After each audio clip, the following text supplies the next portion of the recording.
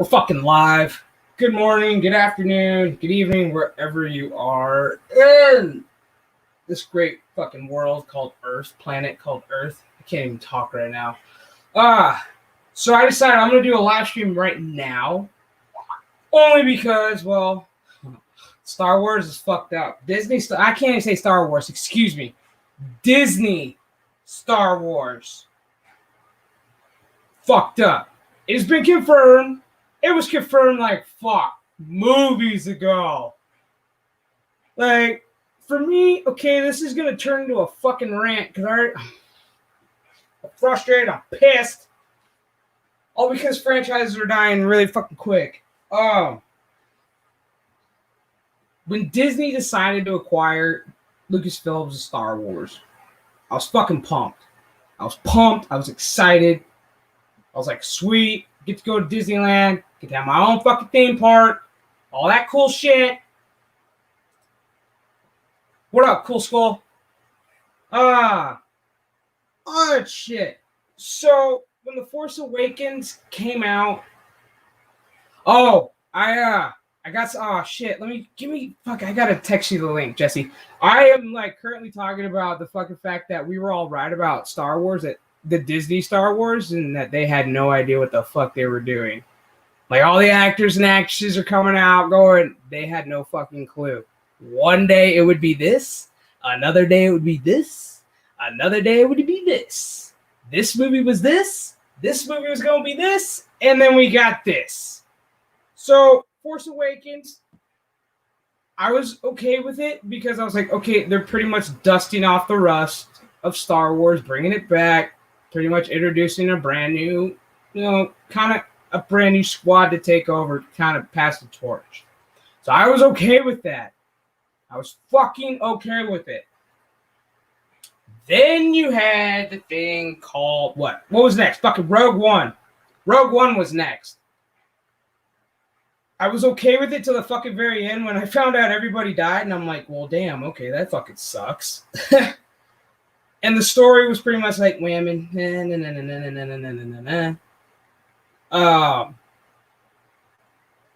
And then we got The Last Jedi. That crushed me. That was like, what the fuck? Y'all had no plan. Nothing made sense. Writing sucked. Acting sucked. Everything fucking sucked. It was the worst birthday movie ever. And I've had some bad birthday movies come out in my month of December where I've been like, I can take it or leave it. But this one was kind of like, yeah, happy fucking birthday to me. Jesse, I just sent you the link if you're available. I don't know what you got going on right now. So now,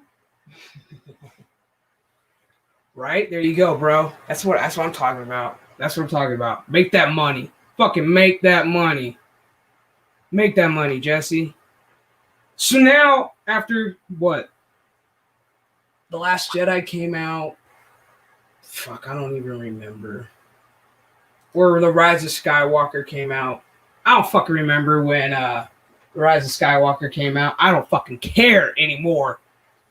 That came out. I went opening day. I wore Creepy Little Books. Pete made a badass I don't give a fuck about Space Wizards t-shirt, and I wore that proudly that day. Had a lot of heads turning going, I was like, I don't give a fuck about this franchise. Disney's franchise of Star Wars. I care about Star Wars. I care about George Lucas's Star Wars. Let me get it right.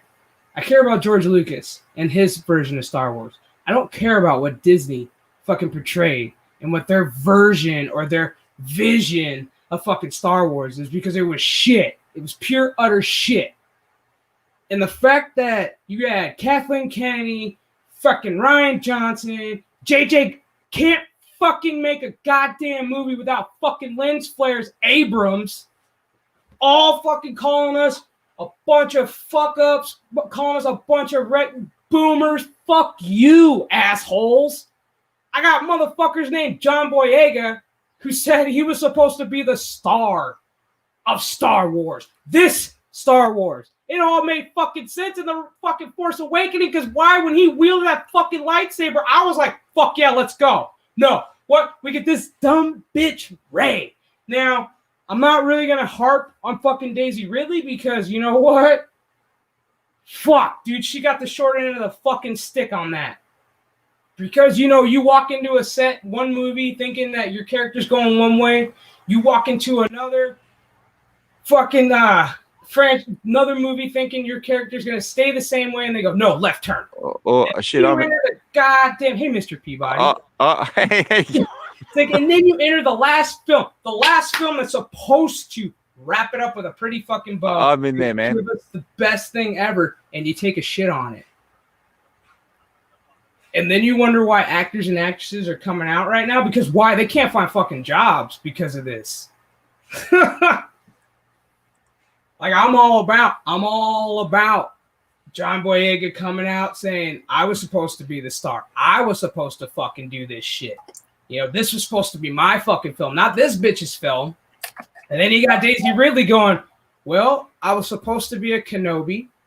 Then I was supposed to be a Skywalker. Then I was supposed to be a Palpatine. And I was supposed to be nobody. I don't know what the fuck I was supposed to be. Like, I feel for her in this. Now that she's coming out saying, you know, she didn't know what the fuck she was going to do. I feel for her. I do. I feel for her. I like how it's after the fact. Yeah, it's like they got paid. But no, then she said, we've all made videos about this shit. We've all made videos going, y'all didn't know what the fuck you're doing. And then now all of a sudden, the tail between the legs. No, she comes out and tells the truth. It's like I said, well, no, it's like they were telling me this and that, and it was changing from day to day. And so she was just going with whatever they put in front of her. Mm-hmm. And John Boyega, he can go suck his own fucking cock. It's like, he's a dick. Yeah, I'm like this came out when all this shit was coming out. I was like, really? So I was right. We were all fucking right. Damn right. Even a fucking kid with Down syndrome who watched fucking Star Wars, this Star Wars would go, something ain't right.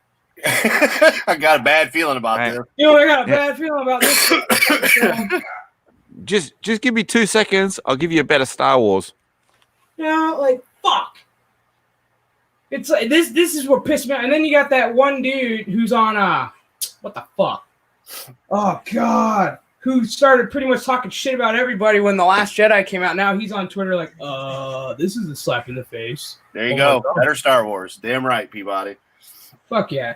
He can't hear me because he's got his headphones on. Sorry, Chef. Me and him were talking, bro. So I get like 1 o'clock. I'm like, all right. And me and Peabody are sitting there talking, and then I was clicking to look at something. I'm like, Chef's on. I'm like, oh fuck. I'm like, all right, we got to go bombard Chef. Yeah, hold on. Let me put you on the big screen. There you go, Peabody. Put it up. Go ahead, do it again, Paul.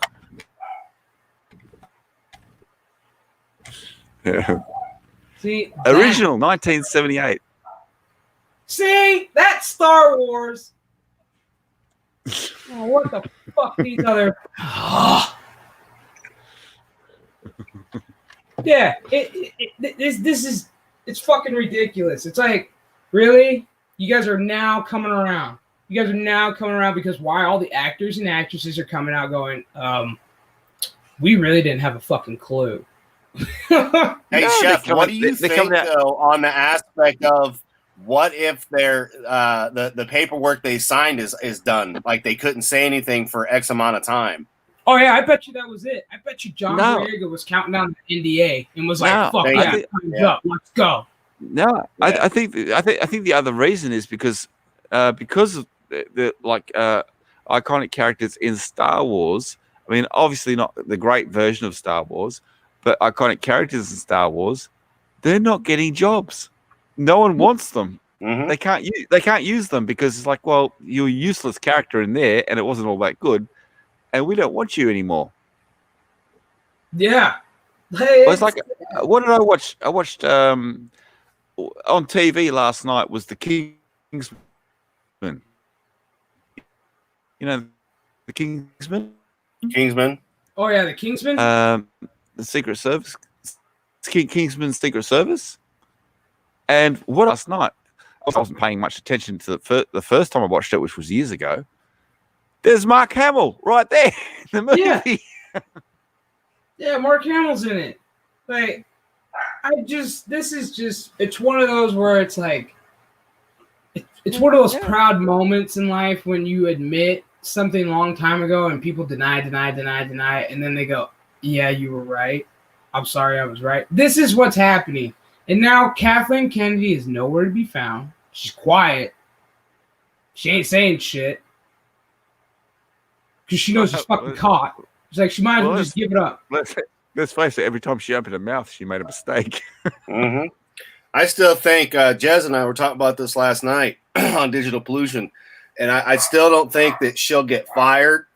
We think she's going to step down and go somewhere else. Like, I don't know, Warner Brothers or, like an STD, she's going to spread somewhere. Just watch. She fucking goes to Warner Brothers and goes, hey, I'm going to take my talents to, like, Batman. I'm going to fucking kill myself, or I'm going to fucking find her and kill her. Like, seriously.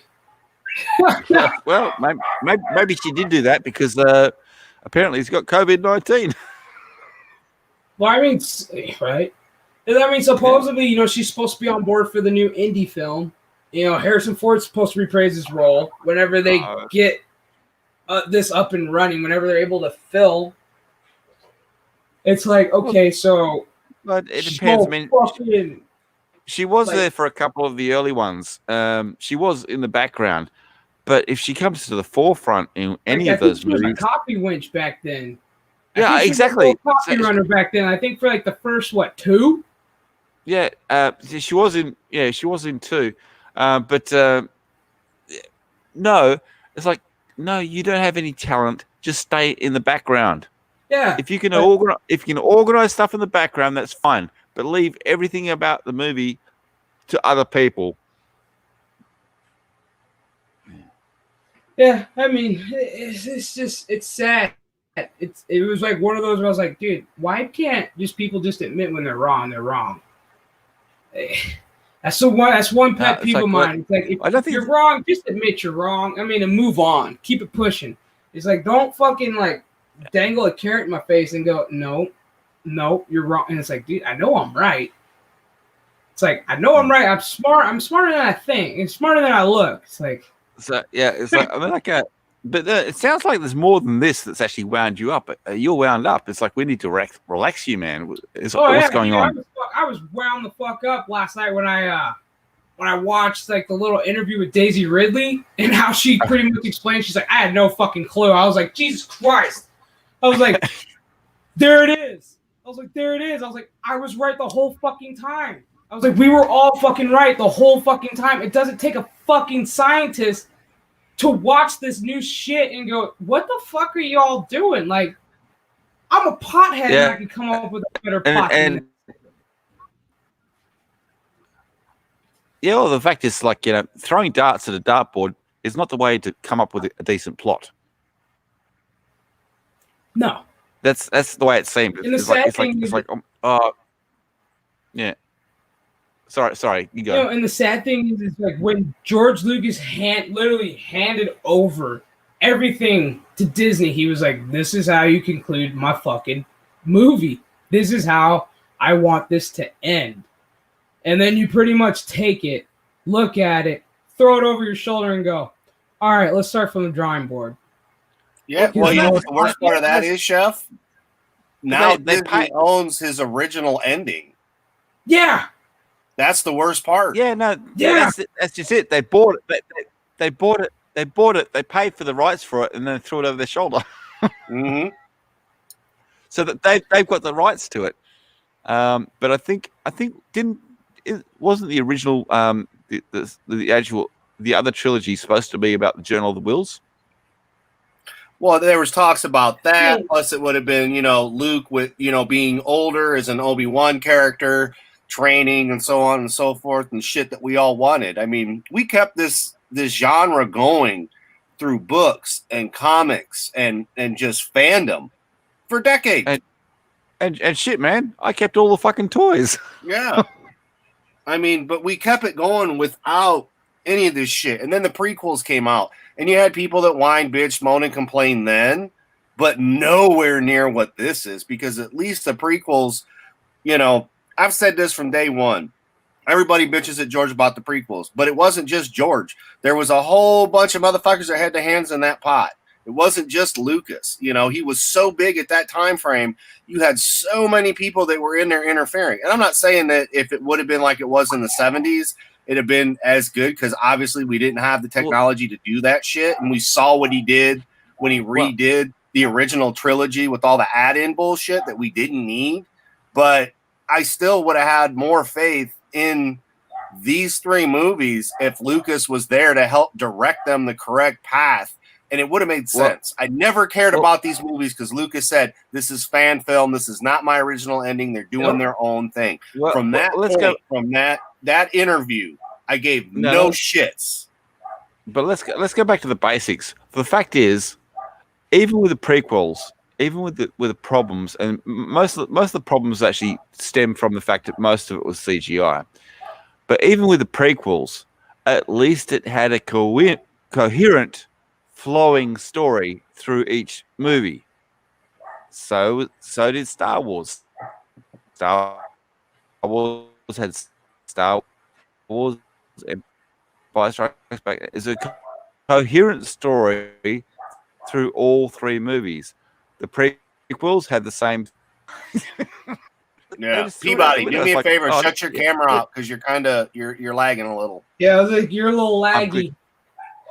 Okay, you might want to shut your camera off because I know how shitty your internet is. That might help. His camera is too powerful for the Australian internet.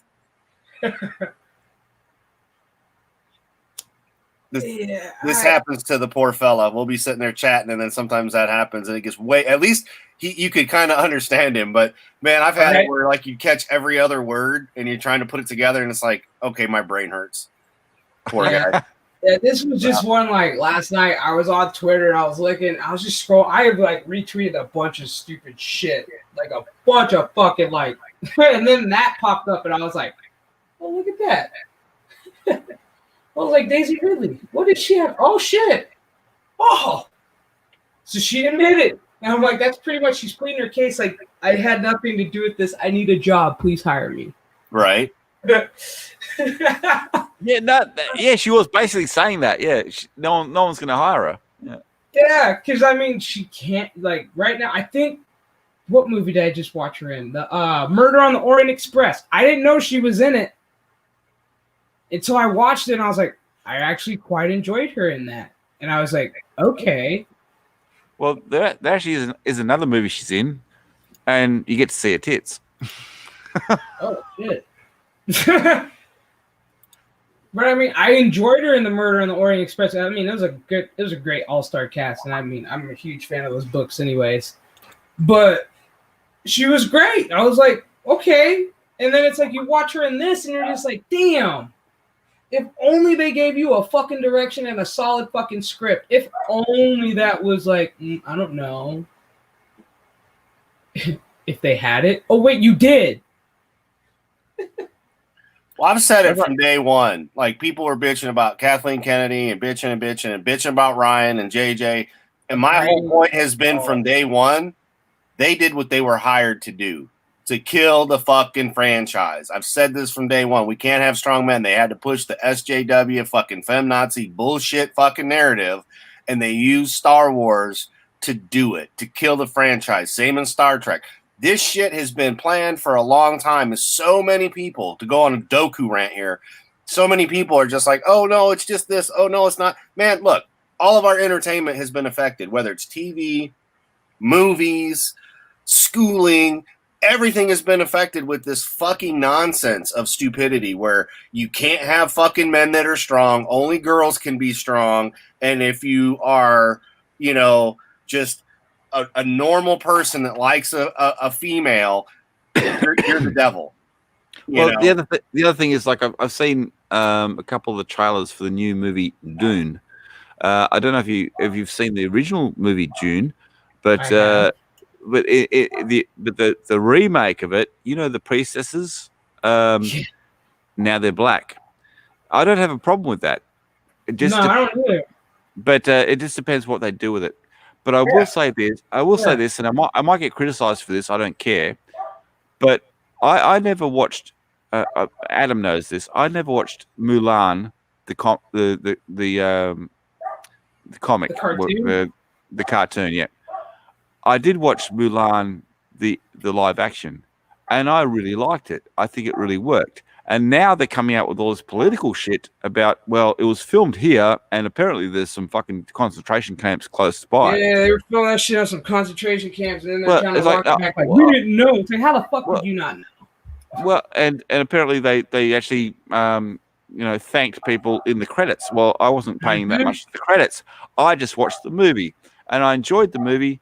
And as far as the political stuff, they can just leave that out of fucking movies. I don't give a shit where it was filmed. And if you're going to complain about it, do something about it. Don't just fucking complain about it and boycott the movie. If there's something wrong with it, fix it. But apart from that, they filmed it on location in China. And it doesn't matter where you go on location in China, you're going to have some problem with where it's going to be.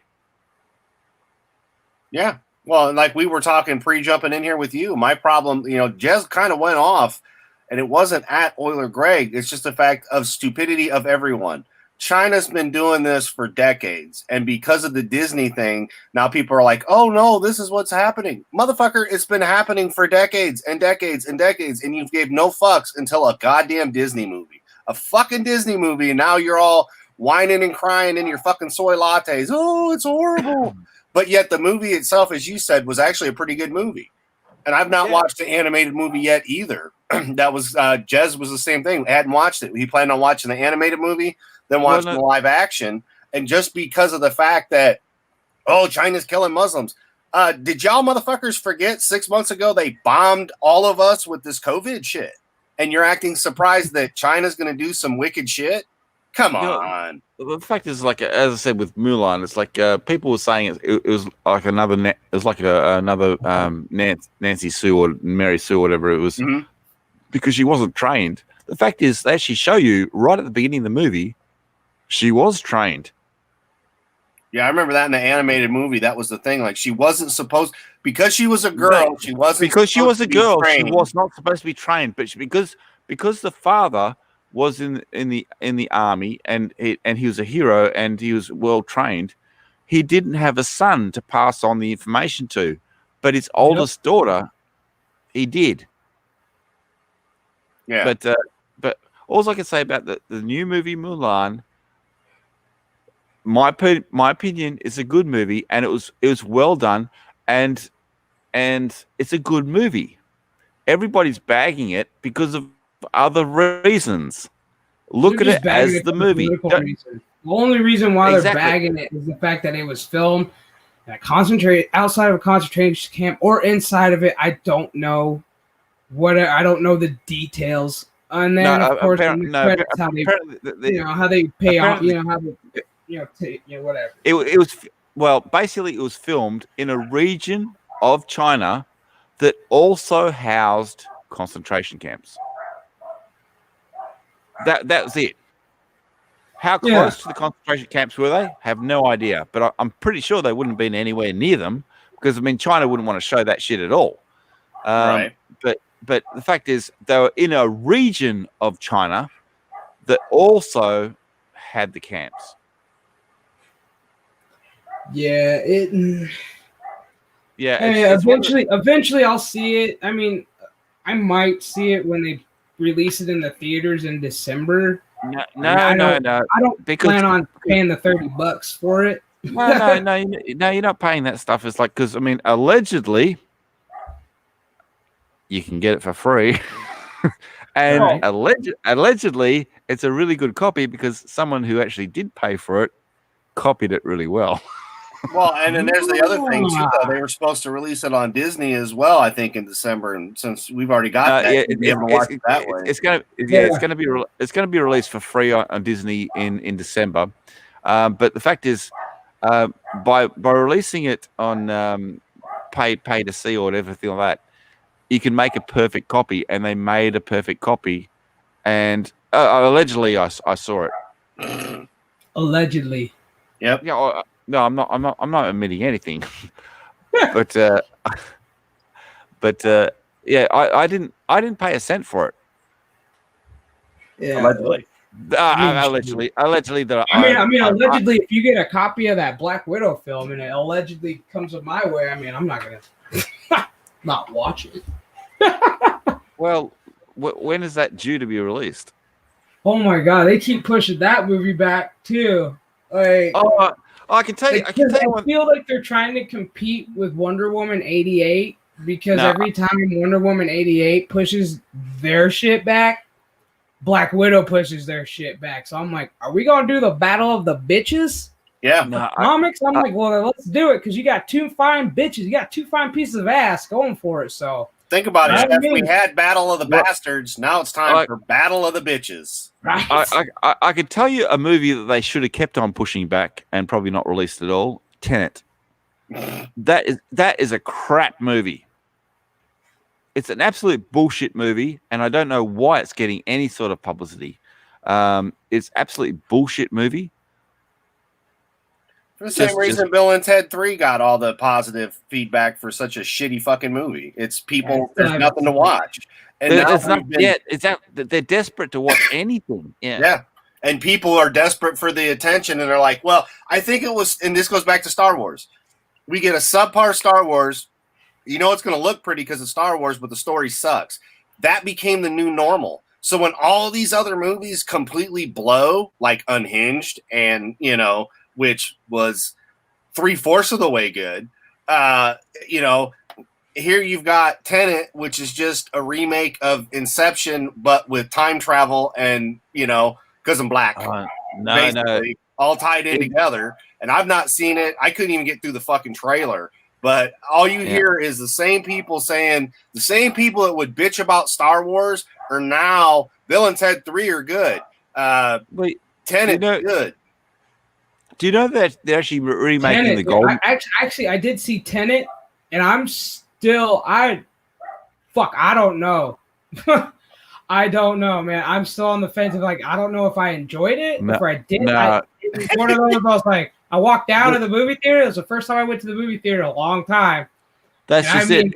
Me and three other people, but it was like, I watched it and I was like, I walked out of it and I said, I don't fucking know if I enjoyed it. No, it's like you walk out thinking, what the fuck did I just watch? Exactly. That's what I was sitting there. I was like, I literally sat there in my car for like 10 minutes going, what the fuck did I just watch? And then I like see people making videos going, oh my God, Tenet was the shit. Here's the funny thing. You've got people complaining about, you know, with the problems with time travel in Endgame and the problems with time travel in other movies. And then what do they do in Tenet? They love it. They show time travel operating in two different directions on the same field at the same time. And they say, well, that's fine. Yeah. Yeah, that's where I got confused as fuck. I was like, wait, what's going on? And I was like, okay. By the time I wrapped my head around what the hell was going on, credits were rolling. So I was like, what you saw was exactly what you're supposed to see. Half of them were going in reverse and half of them were going in forwards. Yeah. and that's supposed to make sense. Trip of a lifetime. I was like, what the fuck is going on? I mean, because it's one of those, I would rather watch Inception all over again. Yeah, no, because I mean, Inception, I had a problem with. I didn't like Inception, but really? I didn't like it at all. Oh man, I love Inception. But I'd rather watch Inception again than watch that crap again. But I'll bring up another thing. Is like, do you realize that they're remaking the Golden Girls? Yeah. Why the fuck would you want to do that? No, wait for it. They're remaking the Golden Girls with the original script, and they're all black women. Get the fuck out of here! They're using the original script, and they just all they did was replace all the women with black women. Dude, I swear to God, Betty White better get the fuck out. She better Betty White better stop this shit. Like over her fucking live body right now. No, I can understand them doing a new version of the Golden Girls and doing with it. But no, they're actually using the original script from the original show, and all they did was replace all the actors with black women. And my comment on this, you'll love this, Chef. I say then, if we're going to do that, we take the Jeffersons, and they're either Mexican, Latino, Hispanic, Asian, or a bunch of white guys, and we move to the ghetto, and we call it moving on down. Fuck yeah, do it. I mean, fuck it. We might as well. Shit. I mean, if this is where we're at in Hollywood, that we're going to take an original script, and we're going to, if you're going to make a new Golden Girls, nothing against having 3 black ladies. I have no problem with that. But how are you going to basically remake the exact same shit? White Jeffersons. Yeah, man. I'm telling you. It's, but we have to do it with everybody. So you've got to have Chinese and Muslim and, so you have to have, one that hits every fucking narrative. So 1 week it's the white version. The next week it's, going to be the Asian version. The next week the Hispanic version. Because, at this point, God damn, grow the fuck up. Nobody has any brand new concept ideas. We've got no problem with we've got no problem with who plays these characters, right? But the problem is they are forcing it on us. It's like it's a big mistake. It's like, no, the original show is this. The original show is that. And now they're saying, oh, no, well, the original show was obviously wrong because the people in it were not the right color. Why are they making this a big point? We're not making it a big point. And the fact is, whoever's really good in the role, we don't care what color you are.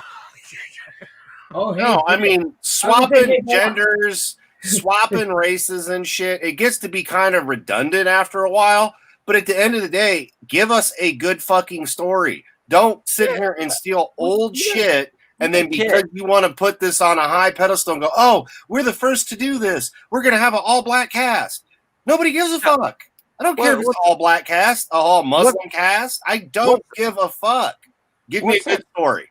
What's that stage show that they actually have at the moment that's doing really well? It's not Jefferson. It's it starts with a J. It's about you got 2 Americans here scratching their heads. I have no clue. No, it's a stage show, and it's really doing really well. And apparently the soundtrack's fantastic, but they use rhythm blues and they use rap. It's a stage show. Come on, anybody, give me a hand. I'm going to guarantee I don't think anybody in here is going to know, but maybe somebody in the chat does. No, I know the name. I know the name of it, but it's like I can't remember it. But basically, in that show, Hamilton. There you go. Hamilton. Yep, Hamilton. I did watch it on Disney Plus. It was pretty good. Yeah, I know, but it's like the main thing of that show is like they said, it's only people of color. Yeah. Yeah, it's like I've got no problem with that. It was fucking well written. It was well done. But it's like, would I watch it? I would. But they said they had rap in it. So as soon as they said a rap in it, it's like, I'm not interested. But the way they did it, though, is I like the way they did it. I mean, I was supposed to go see it. Oh, I was supposed to go see Hamilton. They were supposed to be in town. Last month, I was supposed to go with my family. And guess what? COVID. Thanks, COVID. Thank you. You thought you were going to go. That's why you were going to go. That's why I lucked out in February, because I got to see Aha live. See, I was gonna say, Brett, we do have a Mexican Braveheart. His name is Nacho. Nacho Libre, bro. Libre, baby. Mexican Braveheart. Nacho Libre. They can take our lives, but they can't take our refried brains.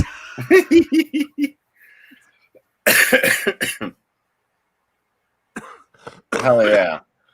And Jesse, I don't usually argue with you, but Bill and Ted was shit.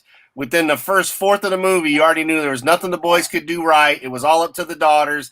And yeah, it just fell the same line. We had an ending in the second movie. The scary thing is they left this movie open for another movie. Which I think they're going to make, and I think it's going to be up based on the daughters. Because to me, it just felt like This entire movie was a reboot of the first and second movies, and at the end of the day, Wild Stallions become backup guitarists in their own freaking band. I mean, I get it. Everybody was wanting, movies. I can respect that, but I love the first movie. The second movie was okay. This movie was complete shite. I will not watch it again. It just, no. And I was devastated because that was one of the movies this year that I was so looking forward to. I wanted the Bill and Ted. We should have had this movie, years ago. Yeah. I mean, granted, it's too late, but it was great to see them together. And fuck, does Keanu Reeves look like shit without that beard? He's aging. I mean, he's getting ready to put back on the beard for. I think he signed on to do another. He said he wanted to do John Wick as long as his body would let him. So I'm like, fuck, let's go. Oh, yeah. Well, you and me talked about that. Like, it's, I got no issues with people that like the movie. I'm not going to be like, oh, fuck you, never talk to me. It's not that kind of a thing. This is just my opinion on the movie. I'm not one of these people that generally walk into a movie and instantly picking out shit. But if my fucking high school dropout, half-ass blind ass can come up with what's going to happen in the movie a fourth of the way through it, we've got a fucking problem. And I didn't like it. Maybe it's because I'm older and I loved the first movie. I mean, I saw the first movie in theaters, went and saw the second movie in theaters. The first movie I saw multiple times in theaters, had that shit on VHS and then eventually on DVD and, so on and so forth. Love fucking Bill and Ted. No, I had that happen in a movie I watched with Terry, where I told her the whole plot of the movie. I'd never heard of it. I'd never seen the movie before, but when I watched the first few minutes of the movie, I said, I think what they're going to do is this and this and that. So after that, she told me, "Don't tell me anymore," because I did pick out the whole plot of the movie in the first few minutes. So she told me, don't talk to me in movies anymore. Right. Well, I mean, I'm not normally, I'm just there to watch it and as a fan of the franchise. And I will say the actresses did great. I'm not, everybody was bitching because they were at the end of the second movie, they had sons and they changed it to daughters. I'm like, all right, I'm not worried about that shit. They never really said what they were. They said there's little Bill and little Ted. So it was up to the viewers on whether they were sons or daughters. Right, exactly. Okay. Everybody assumed that they were sons just because they were like, hey, this is little Bill and this is little Ted. And everybody's like, oh, they have sons. How long ago it was made. So of course you're going to think they were sons. And like I said, and Chef, this, and so do you people. I didn't have an issue with that. I really didn't. It was like, show me the movie, show me the writing. We've got Bill and Ted back. I was excited as fuck. I had a massive raging hard on. I'm like, yes. And then it just went fucking limp because it's just like, nope, this is fucking horrible. And there are bits and pieces of the movie I enjoyed. It just, they even went to hell, but the CGI of hell was just so bad. And the aspects of, we go to a futuristic future where it's all women. The robot they make is a whiny little bitch boy. And I'm not one of these people to nitpick and call the shit soy just because there's strong females. I'm sitting here watching this going, what the fuck? And there were good laughs. Don't get me wrong. But the robot android thing was all fucked up. And I'm like, so I can see where people aren't going to like this too. And then the ending just went straight full woke. And there was humor in the whole movie, no matter what. You can watch it and enjoy it. I personally just did not like what they did with it.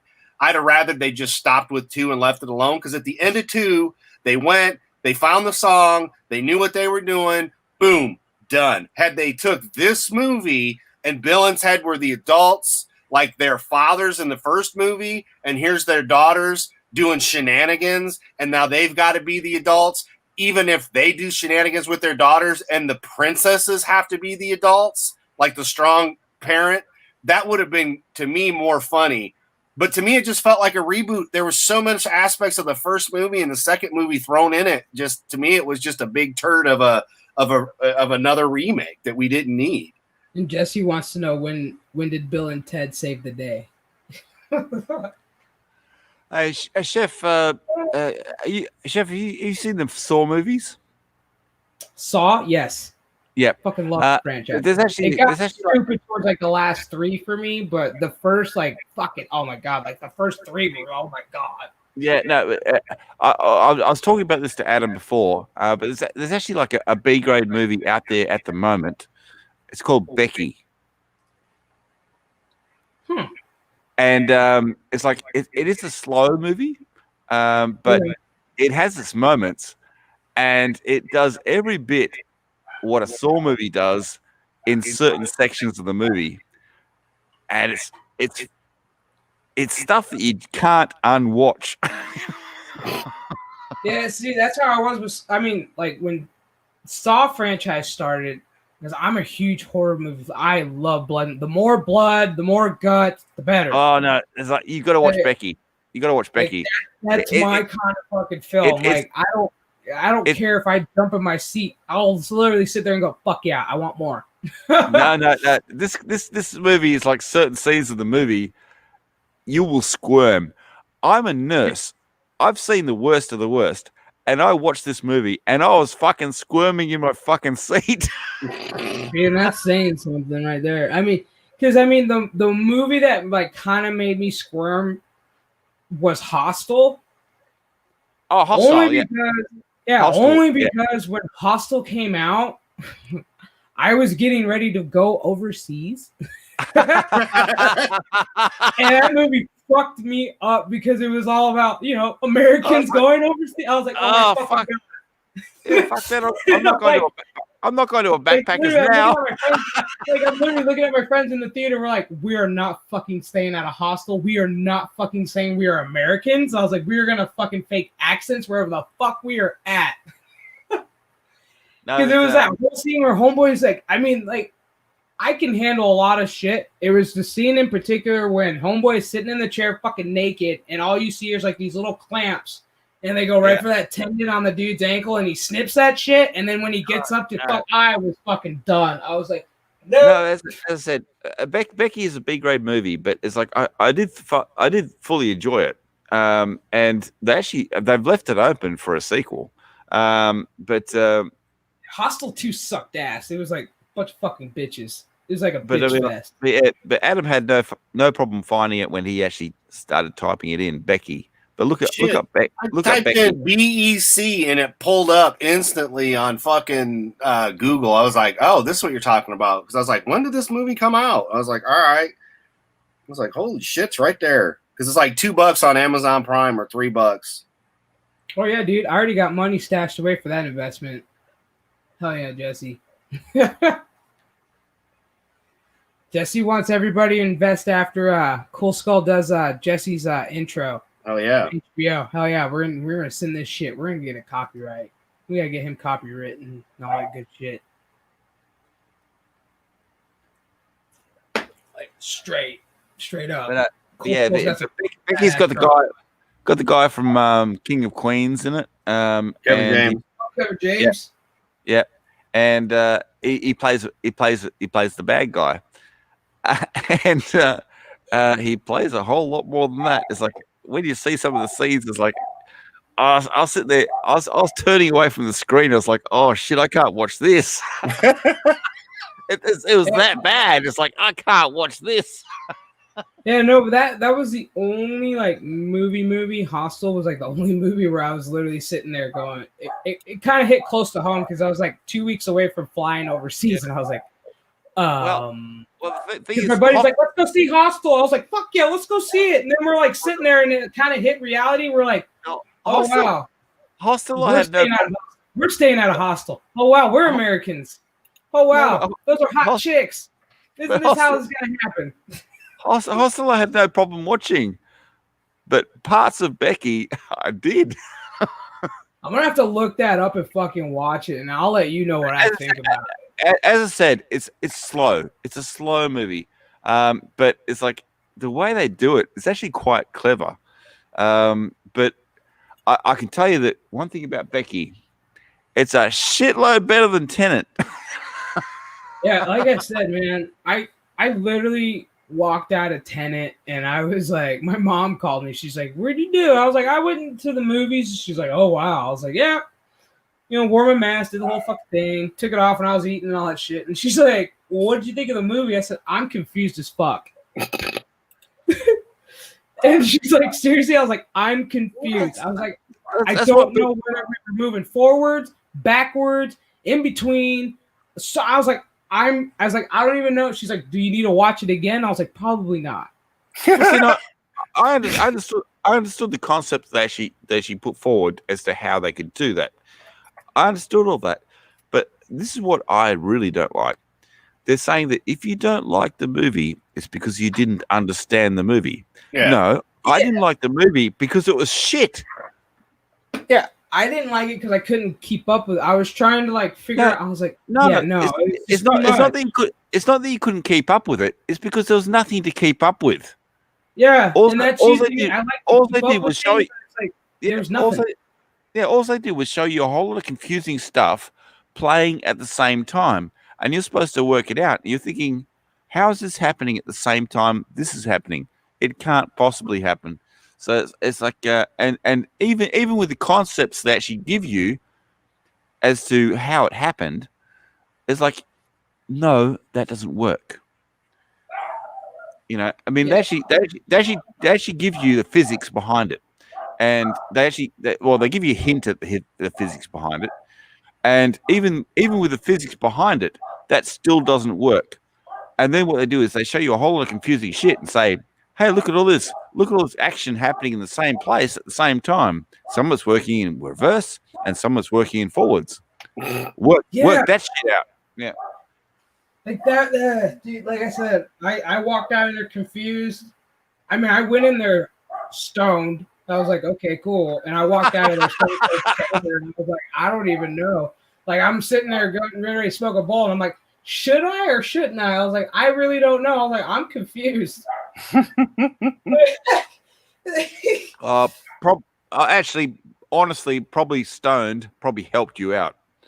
It probably did, because I mean, anybody probably watching that movie sober was just like, what? No, anybody watching watching that movie sober probably walked out and went to their doctor and said, "I need medication." Because I mean, honestly, I'm like, I'm not, like if you enjoyed Tenet, great, by all means, hell yeah. If you're just like one of us, then hell, welcome. No. If you enjoyed Tenet, go for it. I'm telling you, my personal opinion, it was absolute garbage. Yeah, I did not personally like it. I mean, I like the actors that were in it, but not really my cup of tea. No. Well, I've got a problem. I don't mean to sound bad, but the black guy in it, he had nothing to offer. I don't know why he was there. He was not a character you wanted to follow. He's a person killer. They're trying to get an Oscar. Yep. Don't you know the rules of getting an Oscar? Yes, I know that. But I'm not talking about his color. I'm talking about the character. He had nothing. He had nothing you wanted to follow. He had no traits that you actually could identify with. And the whole way through the movie, he had this attitude. It's like, look at me. Look at me. It's like, I don't want to look at you because you've got nothing I want to follow. The same thing happened to me when I watched the movie Midway. Midway, the main character in Midway, he was white, and there was nothing about him that I found interesting. And but I did actually have a deep hatred for him because in the movie he was married to Mandy Moore. Yeah, and I thought, you put this fucking nobody with no fucking charisma whatsoever with Mandy. I had a problem with that. Yeah. All right. I like Mandy Moore. I watched that show, This Is Us. Thanks, Mom. Well, Jeff, everybody loves Mandy Moore. He wants me to put her in a box and ship her to him. So, man, that's my show. I love Mandy Moore. I really do. Have you seen that show, This Is Us? I don't watch that show, no. Oh man, dude! If you're a huge Mandy Moore fan, then you'll love that show. Because I mean, dude. Nah, I won't watch that show. Cry.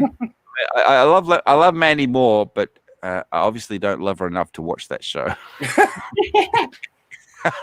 It's a crap show. I don't want to watch it.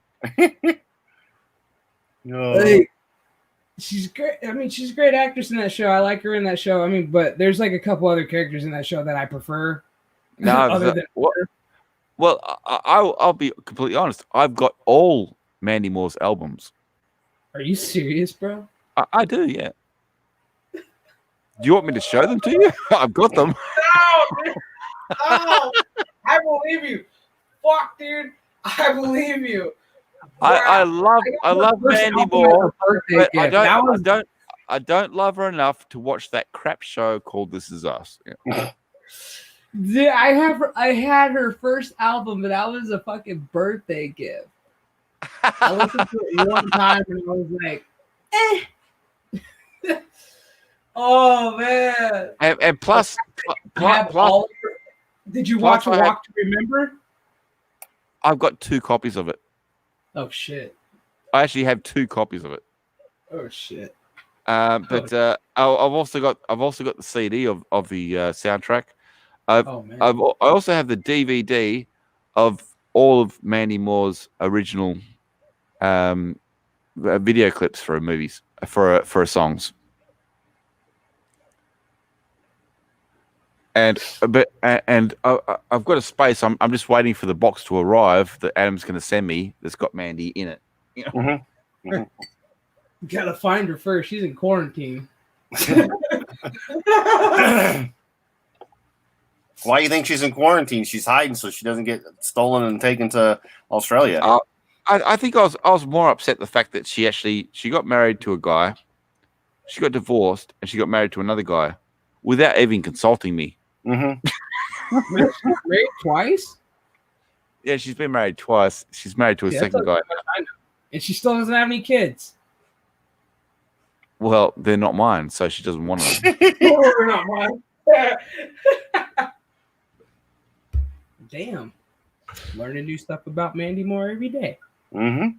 Yeah, I just remember watching TV back in the day on this cool show called TRL, Total Request Live. I said it with a dude by the name of Carson Daly before he was fat. Going, we got this cute little new artist by the name of Mandy Moore with a new video getting ready to drop. And it was her fucking video Candy. And I was like, who the fuck is Mandy fucking Moore? Well, you know she was known as the Anthem Girl. Yes. Because yeah. Oh, you know that, yep. Because what they used to do is they get her to sing the national anthem at every ball game and football game they had. So she was known as the Anthem Girl, and that was from a very young age. Yeah, I'm gonna say, Jesse, who doesn't like Elvira? I love Elvira. I would just like to put my head in between her, like, right around her chest, and then just look up at her and just be like, "You're so fucking hot." How old is she? She's like, what? It doesn't matter. She still looks pretty good. I know. I was just saying, for her age, man. I mean, like, God, dude, Fountain of Youth. She's got to have the Fountain of Youth at her house or something. Like, she's a vampire. God damn. Like, that is one pinball machine I would love to have in my house eventually. Would be the Elvira pinball machine. Fuck. I used to play the shit out of that as a kid. Well, I thought it was funny when it wasn't. It was a few years ago that they actually redid her car. They actually redid her car, just as an Elvira car, and they redid it. As in, it was on one of the restoration programs. Nice. Yeah, no, man. Elvira's a. Whew. Yeah, she's one of those you look at her and you're just like, damn. Like, they even had Linda Carter. She still looks good. Oh, Linda Carter still looks fantastic. Like, Linda Carter still looks fucking, like, she still looks like she can put on that Wonder Woman outfit and still rock it. You know what I'm saying? Oh, yeah. Do that cute little turn. Her spin might be a little slower, but she can still get it. Oh, it's like, and I think if I have to be, if I can remember all the way back, Linda Carter was my first celebrity crush. They actually had a picture of her in the paper I actually kept the picture and I used to keep it underneath my pillow in my bed. And I was like 6 years old. Wonder Guild, right? So, but Wonder Woman, the original Wonder Woman, Linda Carter, is like, I had such a big crush on her. I loved her. I still have a crush on her. No, I still do too. Because she was actually they actually on Australian TV. It was only just the other day they had her on Australian TV and they did an interview, and I was looking at it and thinking, oh my god, you're still fucking gorgeous. Yeah, like they had her on DC Fandom with Gal Gadot. I was like, oh damn. I was like, you got the iconic Wonder Woman and you got new Wonder Woman. It's like Right. 2 prime pieces of ass. It's like, is anybody paying attention to this interview? Because I have no idea what the fuck they were talking about. Like, as soon as they both popped up, I was like, what? I could see a lot, but I couldn't hear a thing. Mm-hmm. Oh, dude, Vanna White, fuck yeah. She still looks good. Spinning them lead. Well, now she's touching them because she can't spin them no more. Now it's all touchscreen.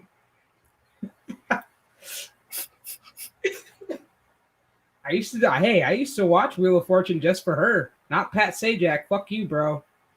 Right. I always want to know what dress she was wearing. Did anybody really watch it for Pat? I mean, come on. Hell no. Dude, I was always wondering what dress she was wearing, how she had her hair. And then I was like, all right, let's play the game and watch Vanna White walk back and forth, spinning some letters.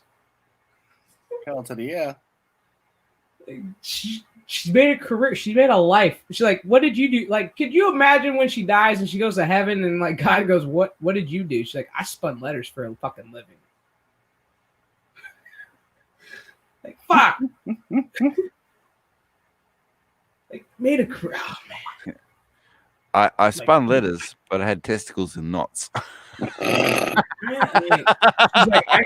like, I helped a lot of boys and girls through puberty. It's like, yes, you did. Fuck. She's hot. Yeah. I mean, even Betty White, she's a fine old piece of ass too. I don't care. No, Betty White is a gem. She's a gem. I would love to meet Betty White. That is one person before she dies I would love to fucking meet and like have a drink with her. No, that's what I'm saying. She's a gem. It's like just a character. The way she is, she's a gem. Like literally, I would love to have a drink with her and just ask her a bunch of fucking questions and be like, okay, you've been through the times.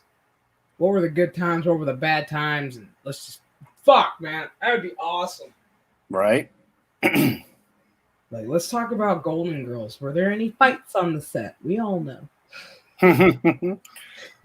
We all know Ruth McClanahan was a bitch, but oh yeah, we know that. Yeah. Hey, that's the fun part. It's like we all know she was a bitch. Because that wasn't. She was in Maud as well, wasn't she? Yeah. Yeah. Well, I didn't like her in Maud. I didn't like her in the Golden Girls. But the other Golden Girls, Blanche, you had Estelle, and you had what was Betty's name? In Golden Girls, was it Betty? Rose, wasn't it? Rose, yeah. Rose. All the other girls, not a problem. But yeah, that Maud shouldn't have been there. It's like she was just fucking ugly. She's the fucking ugliest woman.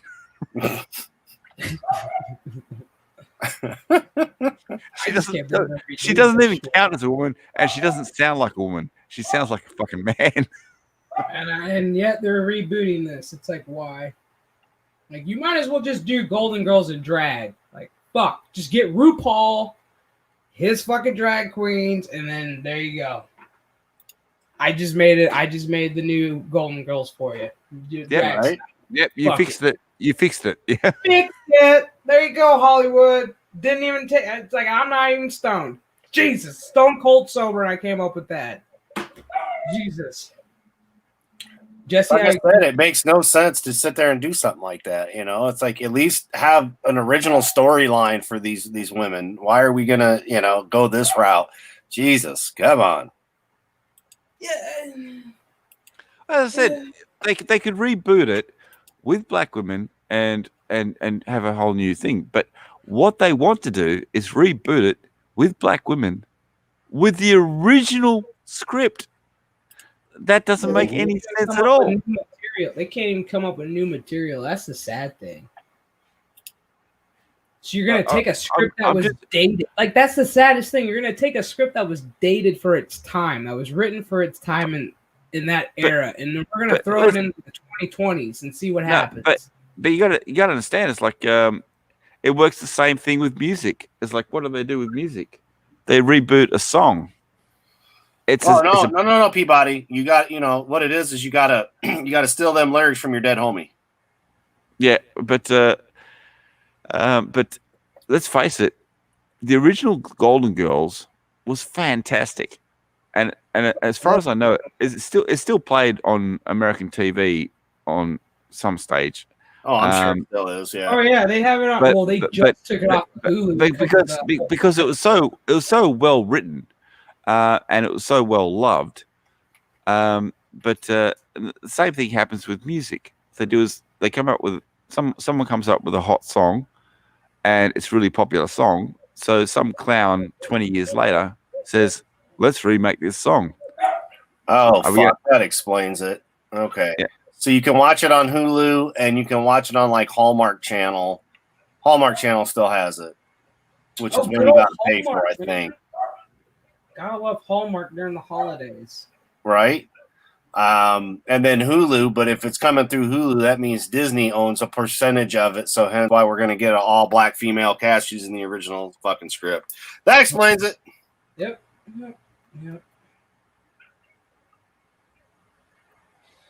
Well, Jesus Christ. They can't come up with shit. Mm-hmm. Well, we've had that issue for a long time, though, when it comes to Hollywood. And the fact we've had no real good creative people in Hollywood for quite a long time. I mean, look at all the shows that started out great and that went to shit. First couple seasons of Arrow was dead on. The Flash, great. And then you get these new writers in here that are, I swear to God, just either hires because they were related to somebody or defo because they gave head and they blew their way up. And we end up with the shit we ended up with that makes no sense and is just garbage and everybody hates. And like I said, it's been an attack on entertainment for a very long time. And I mean, I seen this shit coming in 2015. I had a buddy that lived in Cali who would give me the heads up on what was going on. And, we'd be joking and laughing. And he didn't believe me when I was like, dude, you don't understand. It ain't just California. The shit you're telling me that's going on in Cali is happening throughout the U.S. And he didn't believe me. And this is a friend that I've had for, almost 3 decades. And he came back here. And when he is in Indianapolis, he's like, holy shit, you were right. And I'm like, I told you, man. All the shit you're telling me about, I've seen it. I've seen it coming too. And it's here. It's everywhere. It's not like it's just, so many people want to blame it's just in California or it's just in the Democrat-ran state. It's everywhere. It doesn't matter if it's your entertainment, your politics. It's there whether you want to see it or not.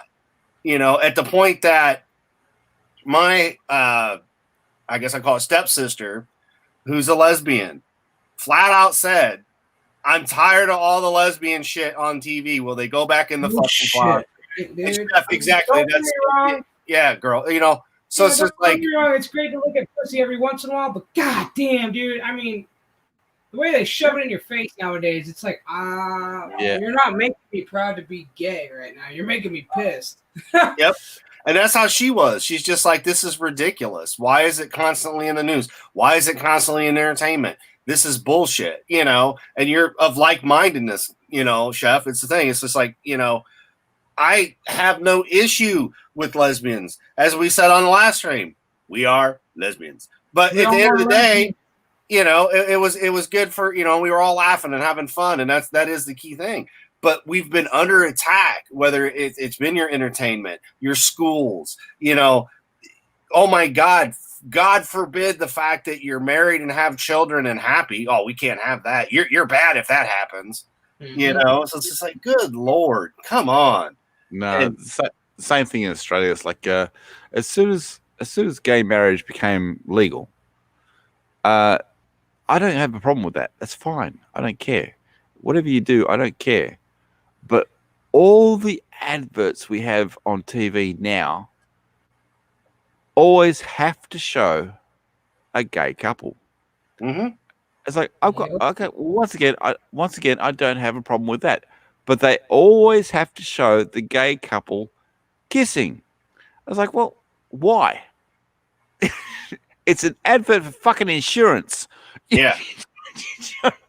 Well, every sitcom in America now, it's like it's always got a gay couple. There's always like a gay Asian and a gay black guy, or a gay Asian dating somebody else. It's like, wait a minute. So if you're Asian, you're automatically assumed to just be gay. For one, apparently, by the standards of American TV. But it's the same thing. Every newer sitcom has that shit. It didn't matter what started sitcom with that it show, was. Modern Family. Have you ever seen that show, Modern Family? Yeah. Yeah. It pretty much started with that, and then it just took off. Yep. But that's my campaign slogan for when I run for president, 2024. Oh yeah. There it is, Jesse. But I will tell you another problem with Australian TV. See if I can get Samuel L. Jackson to actually say it. That'd be bad fucking ass. Freedom, motherfucker, do you speak it? Right? And then I just walk right out, like, boom, run for president. But here's the other problem they have. Here's the other problem they have with Australian TV. What they do is they introduce a new show. It might be an American show. It might be a show from wherever, right? And they'll say, this is the night it's going to be on. This is the time it's going to be on. And they'll show the first 3 episodes, right? And depending on how well it does, they'll change the day and the time that it's on. And so you might watch the first 3 episodes and think, oh, I want to watch that. And all of a sudden they'll change the day and the time that it's on, and you miss a couple of episodes. And then when you finally find it again, it's like, well, fuck, I've missed a couple of episodes. I don't give a shit about it anymore. Do you know what I mean? It's like, no, put it on a day, put it on a time, and leave it there. Hell yeah. Do you know the only show that actually worked doing that? They didn't change time. They never changed the time. They never changed the day. NCIS. They always were on Tuesday at a certain time. Every Tuesday. My mom and dad watched that show. Every Tuesday was NCIS, and they never changed the time. Now they're actually showing NCIS every night of the week. But on Tuesday, you get the new episode. Jesse, you better get my cheesy poofs. Oh, you're going grocery shopping right now, bro? Every other fucking show, every other new show they put on, it's like, oh, let's see. And when it did well, they changed the time and the date of the show, and it just loses fucking traction. So leave it where it is so that people can watch the show and get used to it. And if it changes the next season, then change your time, change your date, and then tell people about it. But don't do it halfway through the fucking season. It doesn't work because we don't follow it.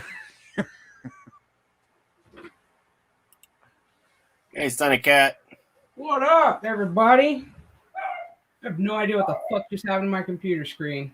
But we're still alive, so that's all that fucking matters. Right? That's okay. So shit happens to me, my screen all the time. Adam knows about it. It's like my screens just drop out whenever they feel like it. Your screen? Fuck your computer. Well, you'll be there, and then all of a sudden, bloop. It's like, oh, well, he'll be back. No. Yeah, bloop. My internet drops out, my computer drops out, and my screens drop out. And but in the last couple of weeks, I was on with you when my screens just dropped out. I said, "Are you there? Are you there?" And he said, "Yeah." I was like, "Well, you're not on the screen, and my screen is waiting to reboot." Hell yeah.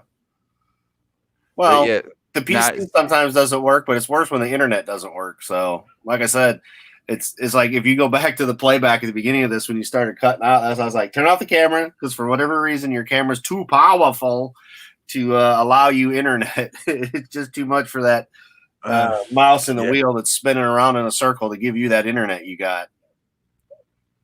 Yeah, but anyway, I do have a lot of problems with my internet, and when I tax it, as in adding a camera, it doesn't like it too much. Hello, just another nerd. I'd love to do I'd love to do live streams and things like that, but it's like I can't. Oh yeah. Well, see, your internet's fine, but right now Chef's having an issue, so she'll be back. We'll have to give her a few minutes. But yes, Aro nerd, nice to see you in the chat. Actually, can you tell me what stream they're on? Because I'm just on here. There we go. Fucking there she is. Fucking kicked me out. It froze up and kicked me out. Right. I'll put it in the private chat, Peabody. I that's what I was telling him. I said, see, your internet's working, Peabody. So that means Chef's is gonna fuck up. Dude, it's all damn fires, man. It's the fucking fires. You can have one or the other, but you can't have both. Yeah. Yeah, it's because of all these fires that are going on between Oregon, California, and then here in Arizona, because we're on fire again. It's like one day, like internet will be great. Next day, like wind shifts, and it's like nope. Yeah. Speaking of Oregon, of course, Mad Dutch Production lost everything. Yeah, I saw pictures, man. That shit. Yeah. Was fucking sad. I don't have the GoFundMe, unfortunately, saved here. I was looking for it, but I don't have it saved. I thought I did. Oh, you know what? Discord. Because I'll share that in a link. If you can give $1, $2, couple bucks, even if you can't give any money, if you would please just share the link so that maybe somebody can. I mean, you know, Dodge is fine. His wife and kids are all fine, but they lost everything. Like he only has, I think, what he says, Social Security. He lost birth certificate, marriage license, everything. Yep. And we only found out that he was okay because the other night on Digital Pollution, he did jump in and used his data to let us know. So thank God for that worked. Yeah.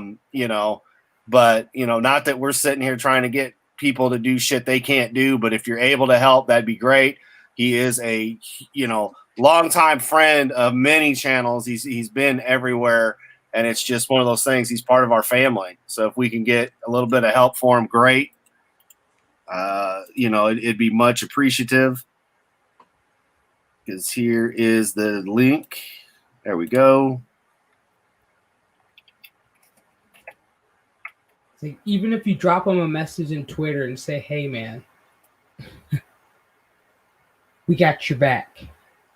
Yeah, you know, that's just it. And that's just it. If you can throw them a buck, great. If you can't, please just share the link. I mean, like, I don't even use Twitter for anything, hardly at all. And like, I shared that shit out. I put it on Facebook. You know, any streams we're on, we're trying, you know, try to bring it up. Any chats that I'm in, bringing it up. Just because, you know, it's a family man that he lost everything because of these fucking wildfires. And, yeah, you know, it's a shame. And it sucks when you've got, you know, I'm going to tease him now, 6 kids when you got a football team, you know, and now you got no home, even though I know he doesn't have that many. You know, we always tease him about being a baby making factory. But at the end of the day, it's just somebody that we all know. And since we're all part of the same smaller community, you know, if you can, great. Like I said, if you can't, just share the link, you know, with your social media.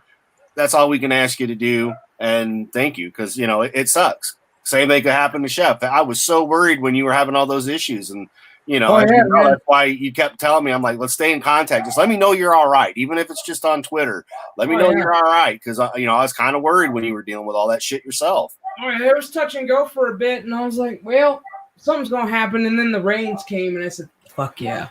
Mm-hmm. So yeah, now we're just the fire's now in town. They're further away, but they're still from all the smoke from Oregon and California just pretty much finding their way down here, it's like visibility today is actually okay.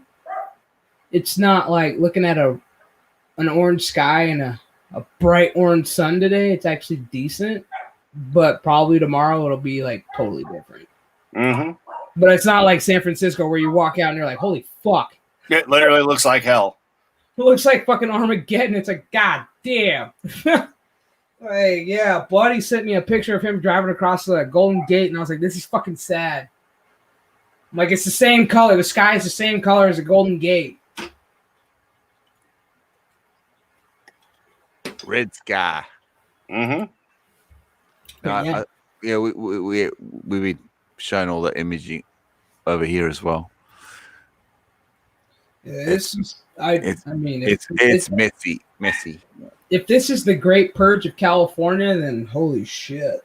Like, I'm so glad my mom moved us out when she did. Right. I'm so glad we got out of California when we did when I was a kid. If you can't have purge of California, you need at least one drop here. Shit. Nah, Lex Luthor had it right. Just, right on the fault line. Game over. Yeah. I mean, right now, my big worry is there's a fire that's pretty close to my cousins up in California, and they're on standby. I mean, everything's packed once again. They didn't unpack. They literally just left everything in the car. And so they're literally waiting. So it's either if the wind shifts one way, they're good. If the wind shifts in another direction, then they got to go. And then they might not have their house. So, like, we're all kind of, like, getting ready. So, fuck, here we go. Round 2. Mm-hmm. What are you setting up with a whole lot of catcher's mitts? Yeah, because they were gonna go. Actually, they have a house in Oregon. They're gonna go up there, and they were like, "Oh no!" I'm like, "That's on fire. Just come see your cousins here." And I'm like, "We're on fire, but we're okay." Yeah. No shit. The fires are so far away that we don't. Have to bring anybody back. We're okay for the next 5 minutes. Yeah, because I mean, the biggest devastation out of this whole fucking COVID bit is there's an old movie studio out here called Old Tucson. If you happen to look it up, it pretty much had Ronald Reagan's films and John Wayne's films, and they made a lot of fucking westerns. They did Tombstone out here too. They decided they're gonna close their doors indefinitely because they can't have visitors, which is fucking devastating for this city. Because it made money. Because that's the one tourist attraction you would like if Adam were to come see me and be like, dude, let's go somewhere. I'd be like, dude, we're going to old fucking Tucson. Right. We're gonna go fucking old Wild West. You're gonna see where fucking President Reagan made some badass movies. You're gonna see where John Wayne was over here. You're gonna see where fucking Val Kilmer signed this side of the bar. Where fucking Kurt Russell. This is Kurt Russell's stool. It's like, dude, like, come on, bar stool. It's like, come on. It's like they're closing their doors.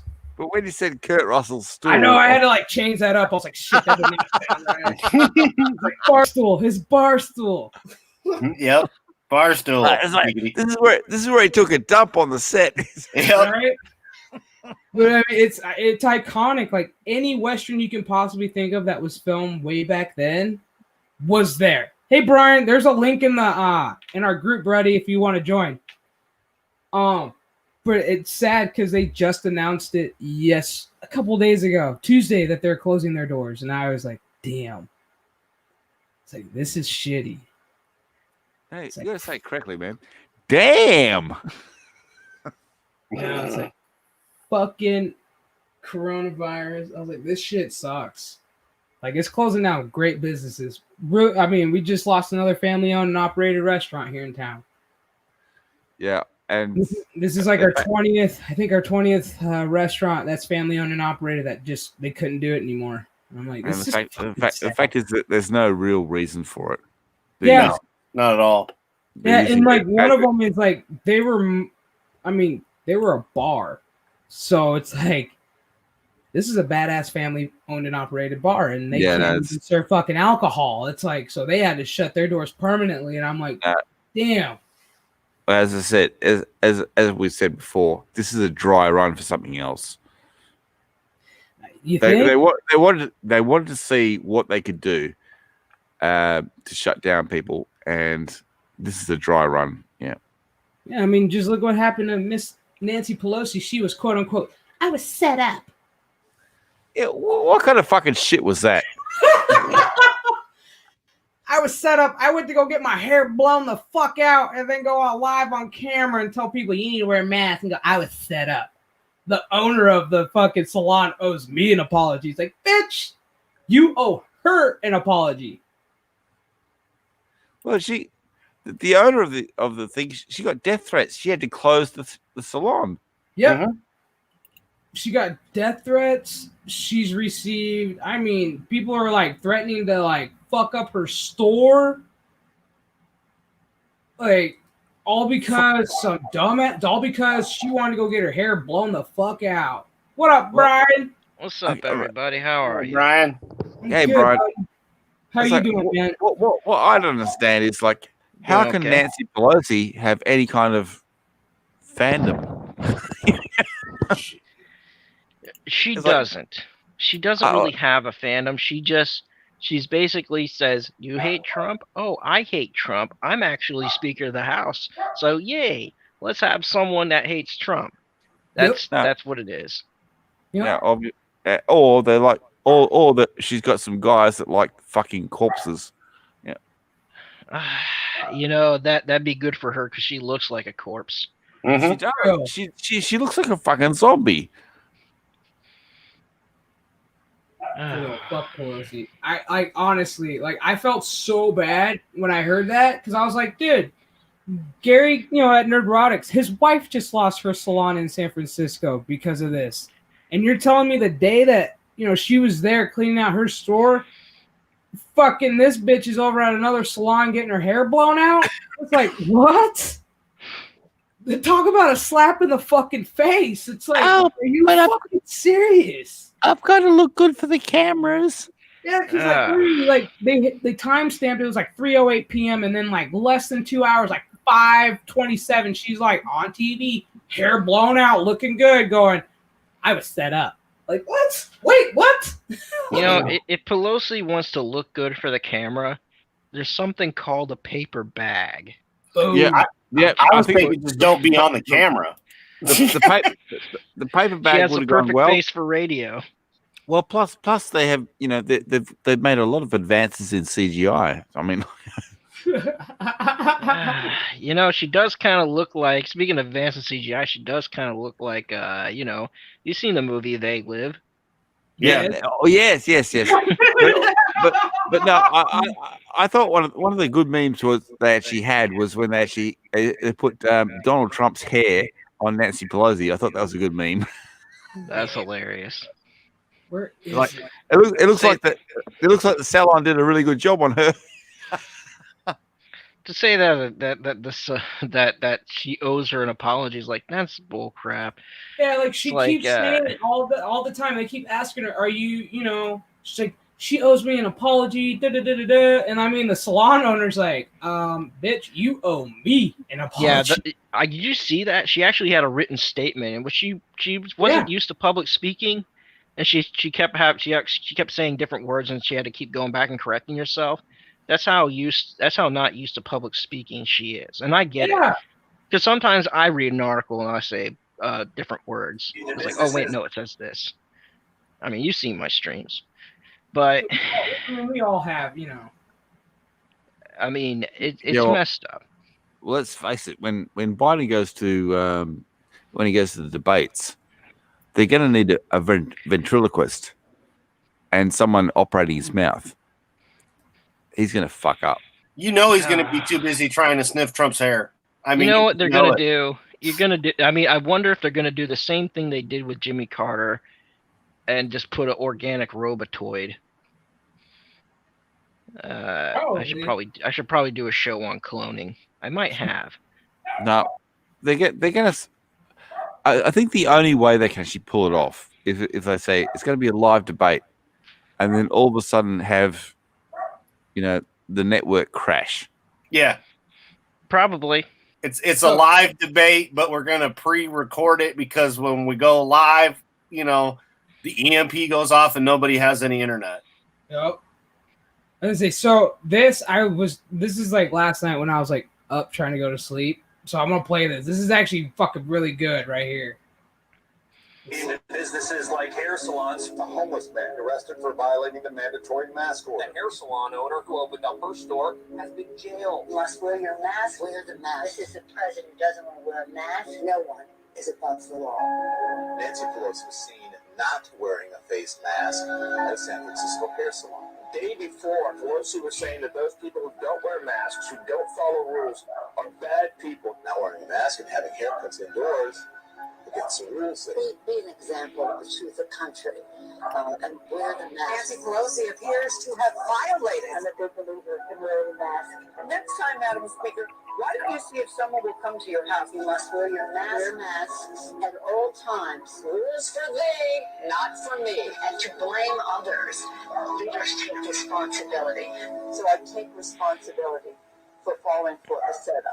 House Speaker Nancy Pelosi claims she was set up. So the Speaker of the House is blaming the salon after she didn't wear a mask indoors. And now she's having lawyers get involved to like dox this poor salon owner who has been shut down for 6 months. We haven't worked. We have no income. Since this happened, I have received nothing but hate, text messages, death threats. They're going to burn my hair salon down. I think that this salon was me an apology. Yeah, I think I've pretty much done that. So, in the meantime, Nancy Pelosi is overseeing a legislative negotiation in which salons like the one that she went to would not get any money. So upsetting. Wow. Pelosi is being decimated for having a beauty parlor open when all others are closed. It's bogus. Yeah. The timestamp on the video says 3:08 p.m. Less than 3 hours later, she appeared on MSNBC with perfectly coiffed hair. No mask. What a bad example that was. I mean, you wouldn't want to go into the freezer with that kind of ice cream. Not look at your best. So I don't know what kind of restrictions you guys have at the moment, but at the moment, Western Australia has a hard border, and we have basically no lockdowns. As in, we don't have to wear masks. We are fully free to travel anywhere in Western Australia. That's Western Australia. As soon as you get to the eastern states, that's a completely different matter. But so it's just that some states here have guards at the state lines. If you're coming, especially if you're coming from another state, like if you're coming from an adjacent state, doesn't matter that much. But say you're coming from New York or wherever that was hit really hard, they're gonna say, well, you're gonna come in here and you're gonna stay for 2 weeks, quarantine, and that's it. And then you go about your business. Which people burn up all their vacation time. It's hilarious. Yep. But if they come from out of state, and this is almost every state. If they come from out of state, they are forced to quarantine. Here, it's kind of different. I think if you're coming from out of state, you get temperature checked and whatever. And I think if you are above a certain temperature, they make you quarantine. But yeah, but this is what pisses me off. It's like that's for every normal person. But if you're a fucking football player, completely different rules. Speaking of football, look at that. Just leaving it right up in that bitch. If you're a football player, oh no, you're fine. You can travel interstate, no problem. You can come in and out as you fucking please and do whatever the fuck you want. I'm saying shove that right up your fucking ass. No, it's like no. It's like if you're restricting people, they can't go interstate to visit their dying parents or whatever. You know, families are being kept apart because of the closed border. But if you're a football player, not a problem. Well, here's an idea: get a job with the football team. This is what I think is like about football players. Wait, which football are we talking? Are we talking your version of football or the American version of football? I think he's talking about soccer. Soccer. No, Okay. no. I'm talking about AFL, which is Australian Oh, Australian football, dude. Aussie rules football. Ooh. Aussie rules football, and I'm it's a like fan while I was in quarantine. nah, the bunch of gay guys that run around on the field touching each other. That's Bunch of wankers. yeah, exactly. A bunch of wankers. Hey, I actually said it right. Holy Yeah, you shit. did. No, you said it. You said it right. You said it just like an Aussie. That's A right. bunch of wankers. Bunch of wankers. Bunch of I think you guys said wanker. Oh yeah. Oh, He did. He said You wanker. ever learn a new something every day. And he said it. And he said it perfectly. It's like a bunch of wankers. Oh yeah. What do we got over here? It's a teeny wanker. What do we got over here? Another teeny wanker. he's a wanker. He is. No, that's British. No. Love it. Gosh, Love I don't know it. if I can do. Right sentence. That's awesome. I use it in a proper sentence. This is a good day. It's gonna be a good day. I used it in a proper sentence. I know, I feel all excited. I'm like, this is a proper sentence. Let's see. No, there are a lot of No, I wankers was this year. I was impressed. You said it well. Thank you. Which Oh, is yeah. like, but it's like, yeah, they are a bunch of wankers. It's like, fuck off with the football. And by the way, we don't want your grand final. Screw yourselves. It's like, because they're saying, oh, West Australia wants the grand final. I tell you what, we are the best place to host the grand final. But do I want it here? No, because a whole bunch of fucking wankers are going to want to come across to Western Australia, and Western Australia has a hard border. Now, this is Mr. Peabody, are people allowed to attend these games, or just no? Or is it just televised? Yes. No, People are allowed. Yes, 60,000. Yeah. Oh. Yeah, we have no lockdowns in Western Australia. They can do what they want, no masks, none of that shit. But the rest of Australia's got the issues. The problem that Peabody and I have talked about time and time again is, and this is what was supposed to happen worldwide, where everybody gets ready for the influx of the COVID. Yes. But that's not what's happening. And then you bring in these football people who've been everywhere who have it, because Western Australia has not had person-to-person contact. It's of COVID. It's only been the sons of bitches that come in from the closed fucking border, as he calls hard border. So giggity. But yeah, what I'm saying is, we've got a hard border. So basically, they've shut the bedroom door and said, "Don't come in," but they haven't prepared for it. Because eventually we have to open the door and it will come in, but they haven't prepared for it. So what I'm saying is, as soon as they open the door, we're fucked. Yeah. But I mean, don't get me wrong. I mean, I understand what COVID is, and I understand the rates and everything like that. So I'm not really concerned. But what I'm saying is, as soon as it hits in here, it's going to be like Victoria in the eastern states, and the numbers are going to go up really fast. And then they're going to say, "Oh, WA." It's like, well, what you should have done is prepare our hospitals, prepare our nursing homes, and prepare everybody, because eventually it is going to come in. You can't just close the border and say, "Oh, fuck the rest of the world, we're not going to let you in." Eventually, it's going to get here. It doesn't matter what they do. Eventually, it's going to come in. So they need to do something about that. And as far as I can, and mind you, as far as I can tell, they haven't prepared for it. What they need to do is set up regimens. They need to set up procedures, and they need to set up the way to do it, because at the moment, we're just closed off. That helps at the moment, but it's like eventually it's going to come in. So you need to be aware of that factor. How hot are your summers there? Which is essentially winters. I mean, for us, how hot is your December, January? We'll even say November into we'll even say February over there, about how hot does it get hot enough to where people just don't want to go outside? No. Okay. No, but you understand. It's like we're used to high heat. How hot does it get up there? I mean, I should say down under. Well, you talk about Perth. Yeah. Perth, the hottest we get around is about 47 degrees Celsius. I think that's around 90 something Fahrenheit. If I'm No, not it's a bit mistaken. higher than 90. It's like 100. So it's 100. I think it's a little bit higher than that. But Hold on, let me put on the chef.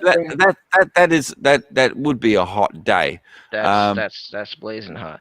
116. That's like a typical day in Arizona. That's like 110, 115. Yeah. So because I was asking about that because in states like where Chef is, Arizona, and me, Florida, we were doing fine until it got really, really hot because everybody wanted to go indoors. And I mean indoors, the stores or whatever. Yeah. And we saw a spike because of like recirculated air through the air conditioning. And if you notice, the northern states where it wasn't as hot, the numbers dropped because people were fine being outside. Easier to contract, yeah. Yeah, that's what I think. It's like the more time people spend outside and less time indoors, the less this virus spreads. That's what me and Adam said from the start, because one of the first thing they did they said, stay home, don't go out. Yep. And they closed off the beaches and everything like that. It's like when it comes to viruses or any kind of infection, the best thing you can be is in open air and in sunlight.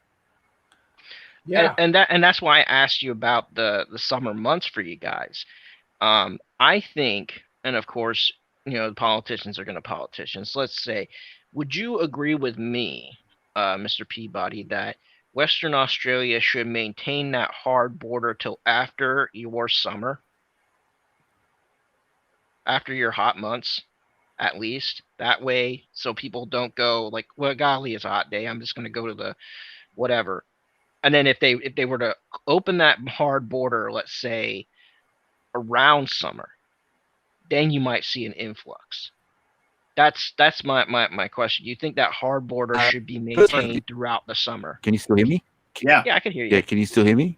Yeah. I'm sorry. Yeah.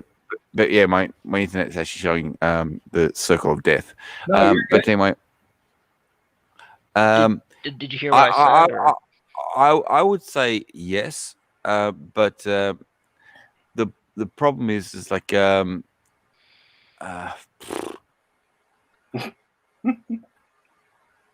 do I say this?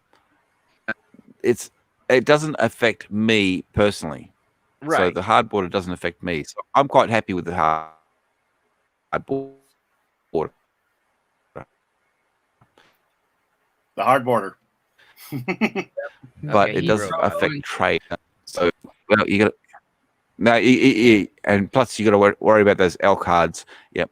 But yep.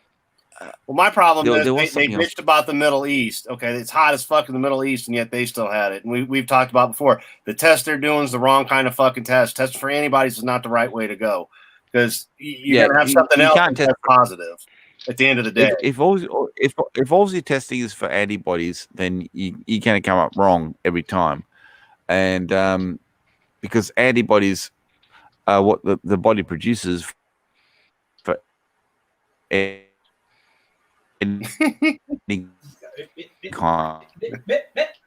Yep. If you've got your YouTube open, you better shut it down because you're lagging. You're actually every other. Shut it down. See, Chef, this is the shit I was talking about. This is where it gets bad. You can't hear you. It's like either his internet or my internet. No, this is the Australian internet.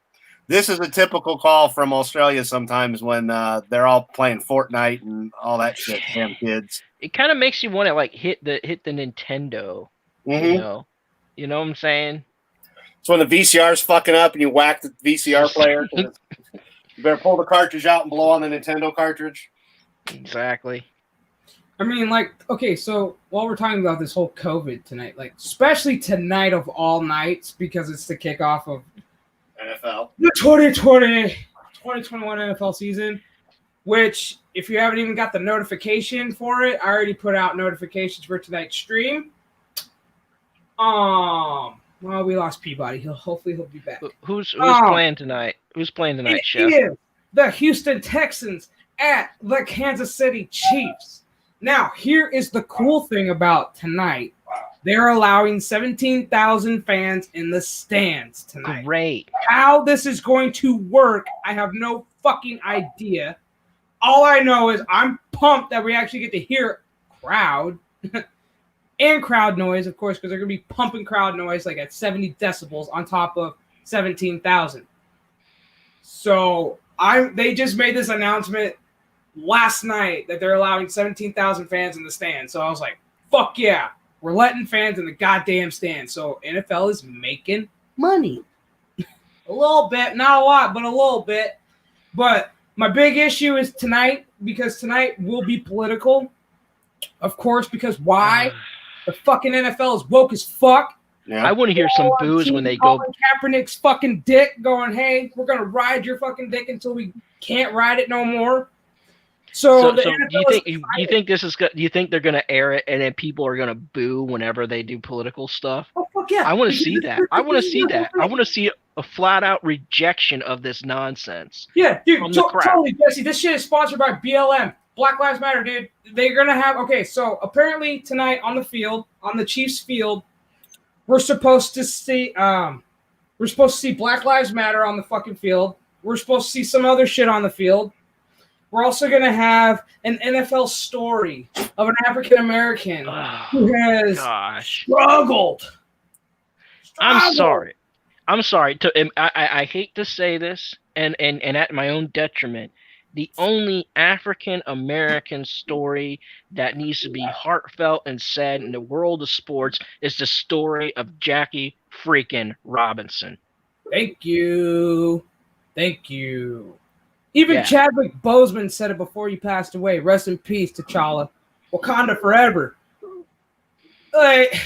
So tonight of all nights, they're doing this test run.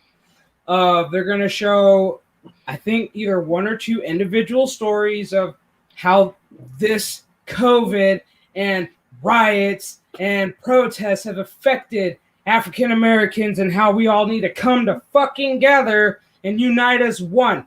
One, technically we are uniting as one because why? Football's back.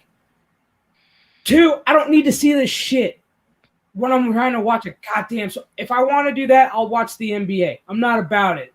No. I stopped watching the NBA when I found out they put a bunch of fucking Black Lives Matter. I got badass basketball players that I love and respect standing fucking proud for the flag and getting reprimanded because you didn't drop down. Oh, hell yeah, I'm still watching it, Jesse. I'm still watching it. I mean, it's football. Yeah, hard to have a sports channel and not watch sports and talk about sports. yeah, I mean, this is the big thing that most sports like talk radio this morning were talking about was, okay, we have fans in the stands. How many? 17,000. Fucking great. Cool. They're doing the whole temperature checks, everything before you go in. If you don't have a mask, they'll provide you with the fucking team fucking mask, which is pretty cool. So it's like, if you're a Chiefs fan, you get a Chiefs fucking mask. They already tested all the Texans when they traveled yesterday. All of them are negative so far. They're all in quarantine. They're doing a no bubble. So this is what's different. Because MLB's doing a bubble, NHL did a bubble, NBA's doing a bubble. NFL's not doing the bubble. Actually, the bubble is how it spreads. Exactly. So the NFL literally did their research and was like, well, since the NBA and all that shit were doing the bubbles and shit, and they were starting to get sick, or, the NBA, they were having fucking women coming, they were bringing the girls up in there. And they were going across, breaking rules. It's like, fuck it. We might as well just let these guys let men be men. If they're going to fuck up and catch it, guess what? Next man up. There I you mean, go. they gave the opportunity for players to opt out this season due to the coronavirus, and they're still getting paid. There's a lot of badass all-star players that are not. I mean, you got to think that you want to do this just to get out of the house. Yeah. You didn't have training during the summer. You didn't have summer training. You didn't have all this other stuff.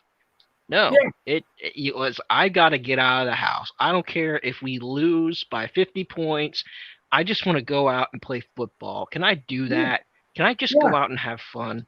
And I mean, that's that's why I like how the NFL did this. They were like, oh, preseason's going up. You know what? We're going to cancel preseason. We're going to give you guys the extra 4 weeks to do mini camps, testing, get your all shit together so we can actually have a season. What if what I'd like to know is, what if the reception of like this whole woke stuff is so bad that they don't allow fans anymore? That would be stupid. That would be stupid in the NFL. But do you think they would do that though? They would lose merchandising money, everything. Ratings would drop. Do you think they would either do that or just stop doing the woke stuff? They would stop being woke. They have to. They're loyal to their fans. It's all about the brand. And it has to be brand loyalty. Yeah, the brand is us, the fans, and what we want. So these fucking Karens beat us all to the punch, going, we want the field to have this on it. We want this, and this, and let's include stories of, we're just going to put Black Lives Matter everywhere. We're not going to put all lives. We're just going to put Black lives. We're going to have I'm going to count how many fucking knees I see on the goddamn grass tonight with fists raised up in the air for solidarity, quote unquote. Thanks, Madden, because I'm fucking pissed off with Madden. Tell me why in a fucking video game I have the option, if I make a play or a touchdown, I have the option of a solidarity button where my avatar goes down on one fucking knee and puts a goddamn fist up in the air. Hold on. In the Madden game? Yes, in Madden. In fucking Madden. John Madden is dead. Exactly. And he's rolling over in his grave right now. He is. This fucking game. They just updated it. I fucking played it yesterday because I'm playing my season. So far, my Colts were doing really well. In my little world, we're doing so fucking good. And I fucking did a fucking sack, and I was like, what is this solidarity fucking thing? So I right sticked it. Next thing I know, I see my one avatar go down on one knee, puts his fist up. I was like, I'm fucking done. Took the game out. Was like, I'm fucking done. Done. Oh gosh, yeah. You're gonna throw this shit in my face in a video game when I play video games, I want to get out of reality. Time to reality still in my fucking face in the goddamn video game. It's time to dust off the old Madden 2004 or whatever it is you got. Yeah. But yeah, I mean, this whole thing with crowds. I mean, I was, I can't thank Adam enough for letting me his password to the WWE network, because I've been binge watching the ECW like it was going out of style. But I've noticed that the WWE has moved from the Performance Center to the Amway Center, which is a few blocks down. And I'm very familiar with that arena myself. And what they did was they put up monitor screens all around where the people would sit, and people can tune in and have their face there, and the sound of the crowd there and everything else like that. It's so they found a workaround to substitute for some sort of crowd, because it's very hard to do, especially with these new guys, any sorts of performance when you're not in front of a crowd. It just seems like rehearsal. Yeah. So they've been doing this ever since SummerSlam. Yep. So Chef got to see it because I had it on and I showed her. I go, look at this shit. Look what they're doing. I go, I mean, bravo. And I'm with you, Brian. Bravo for them for finding a way. Because it is pretty funny to see all those screens and all the people and stuff. And, it's so much when you go back and watch the WrestleMania where there's no people, and God bless them for still having it. But it's hard for the wrestlers to talk shit to each other or whatever when you can hear everything they're saying. Oh, yeah. Yeah, that's the thing. I mean, on one hand, you want to mute what they're saying. On the other hand, you want to hear the sound of the ring. Yeah, right, Jesse. But we love it. Yeah. Yeah. I was gonna say there's really no way to express how sport, the nostalgia of sport. I guess I've grown up in a sports family, so I mean it's always been in my blood since I was born. Like I was probably like as soon as I was born, they put me in my fucking hospital clothes, and then my mom probably slapped a jersey on me after that. Right. Like it's something that has been instilled in me for as long as I can remember, and it's like growing up as a kid living here in Arizona. It's like you're either an Arizona Wildcat fan or you are a fucking scum devil of Arizona State. You're a Sun Devil, but I call him a scum devil. Scum devil. I love it. And it's that rivalry. It's like I go to town. It's like I see somebody with an Arizona State license plate. I literally look at him. I fucking flip him the bird. I flip him off, and they already know. Oh fuck, they're a Wildcat. Yeah, I'm a fucking Wildcat, and you're in my fucking town. This is cat country. Why don't you drive up 2 hours up to your fucking little piece of shit called Phoenix, and go have fun over there? Right. Like, I don't know what it is. I guess it's the whole thing of like rivalry. You can talk shit, and then you got a bunch of motherfuckers behind you that are willing to fight for you. Going, hey, it's tribalism without having to hurt somebody. Well, it's the American way, man. We've had sports for forever, Yeah. and I Us mean, versus them, yeah. Yeah, I mean, at the end of the day, it's your gladiator in the ring, man. It's your team. They're still fighting in hockey. It's not like as brutal as it used to be. Like when we were fucking kids growing up, when they do the whole glove, shirt, and then boom. I mean, God bless it. Ice hockey, NES. An 8-bit video game where you can just start slapping people with your stick. Yeah. I mean, that's how ingrained it is in hockey for people to fight. We're talking about an 8-bit video game. You just start whacking people with a stick and get into a big slugfest. Those are the best. It's like you go to the penalty box. You're like, yeah. I mean, I saw that. It's crazy. That's tradition. In the late 80s.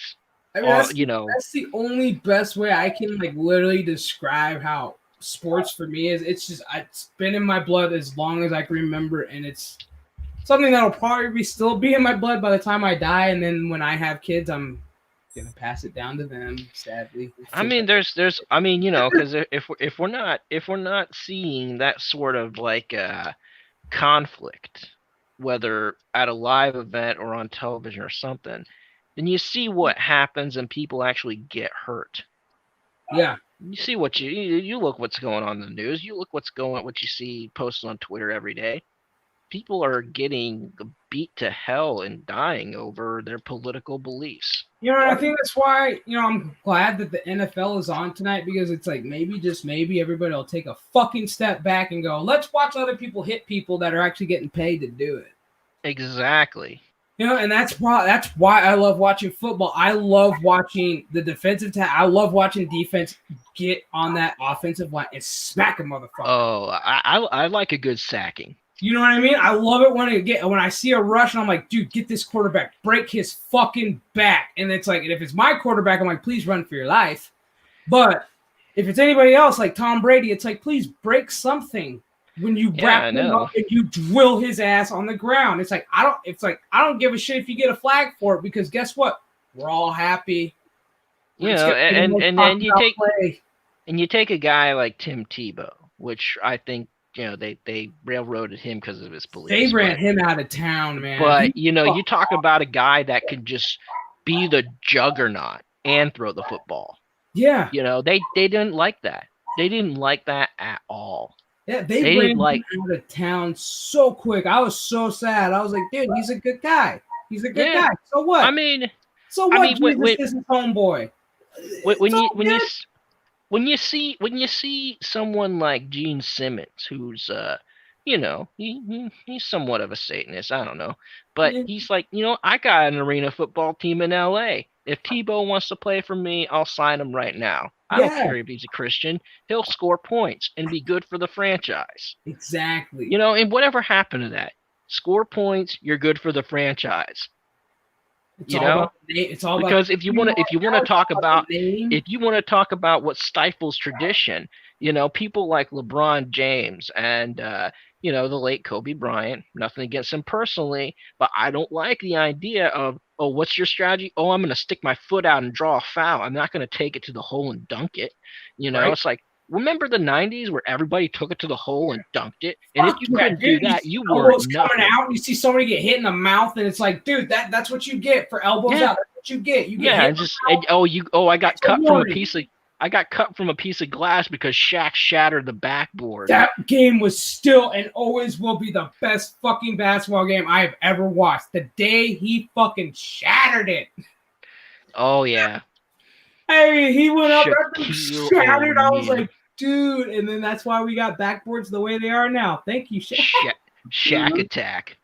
Like, I mean, that thing just went in pieces. I was like, And then what really amazed me, and it's hard to top this, and I don't care who you are, call me a boomer, I don't care, is the way Michael Jordan can be suspended in that air for that period of time for like 3 or 4 feet at the same level without dropping. Yep. You know, I'm like, that's amazing. Like, I just that's why they call him Air Jordan. Yep. Yeah, I rewatched that thing they had on ESPN. Now it's on Netflix, The Last Dance, the documentary with Michael Jordan. Fuck, man. It's like behind the scenes, like once popularity took off and everybody's like, dude, Jordan. I felt for him because like he really went in depth on how bad it was. He's like, it was great, but it was bad. He's like, I couldn't go out though. He's like, trying to go get a burger was like impossible. And I'm like, I get it. I was like, but dude, I was like, back in the 90s, I remember I was like, my parents, like I played ball. I played basketball. And so every year I got a brand new pair of Jordans and I had to earn it either with my grades or my dad would make me a bet the game before going, hey, if you score like 20, we'll go get your shoes after the game. It's like, bet. And I look at my players, look at my teammates going, hey, I need 20 fucking points in order for me to get these new goddamn Jordans. We're making it happen. Like, I am not going home after this game. I'm going to the Nike factory. I'm getting these new fucking pair of Jordans because it was all about I wanted Jordan shoes. Oh, yeah. Like, I wanted his jersey. You remember when Jordans were actually good quality and not something that was just a fashion statement? Yeah. I mean, I couldn't wear them just because of my feet, you know, a little bit different size. Would wear them. I had 2 sets. I had my practice Jordans that I wore for basketball practice, and then I actually had my Jordan Jordans for like game day. And back then, you when you were judged by the way you had your shoes on, especially if you're sneakers, if they weren't a recognizable brand that were on the court, and I mean on the court, you weren't nothing. Yeah, they were looking. You weren't nothing. I mean, we're talking about British Knights. We're talking about Reebok. We're talking about Converse. Well, Converse wasn't on the court though. Yeah, I used to play with a friend who had Converse. We all look at him like, dude, you're wearing Converse.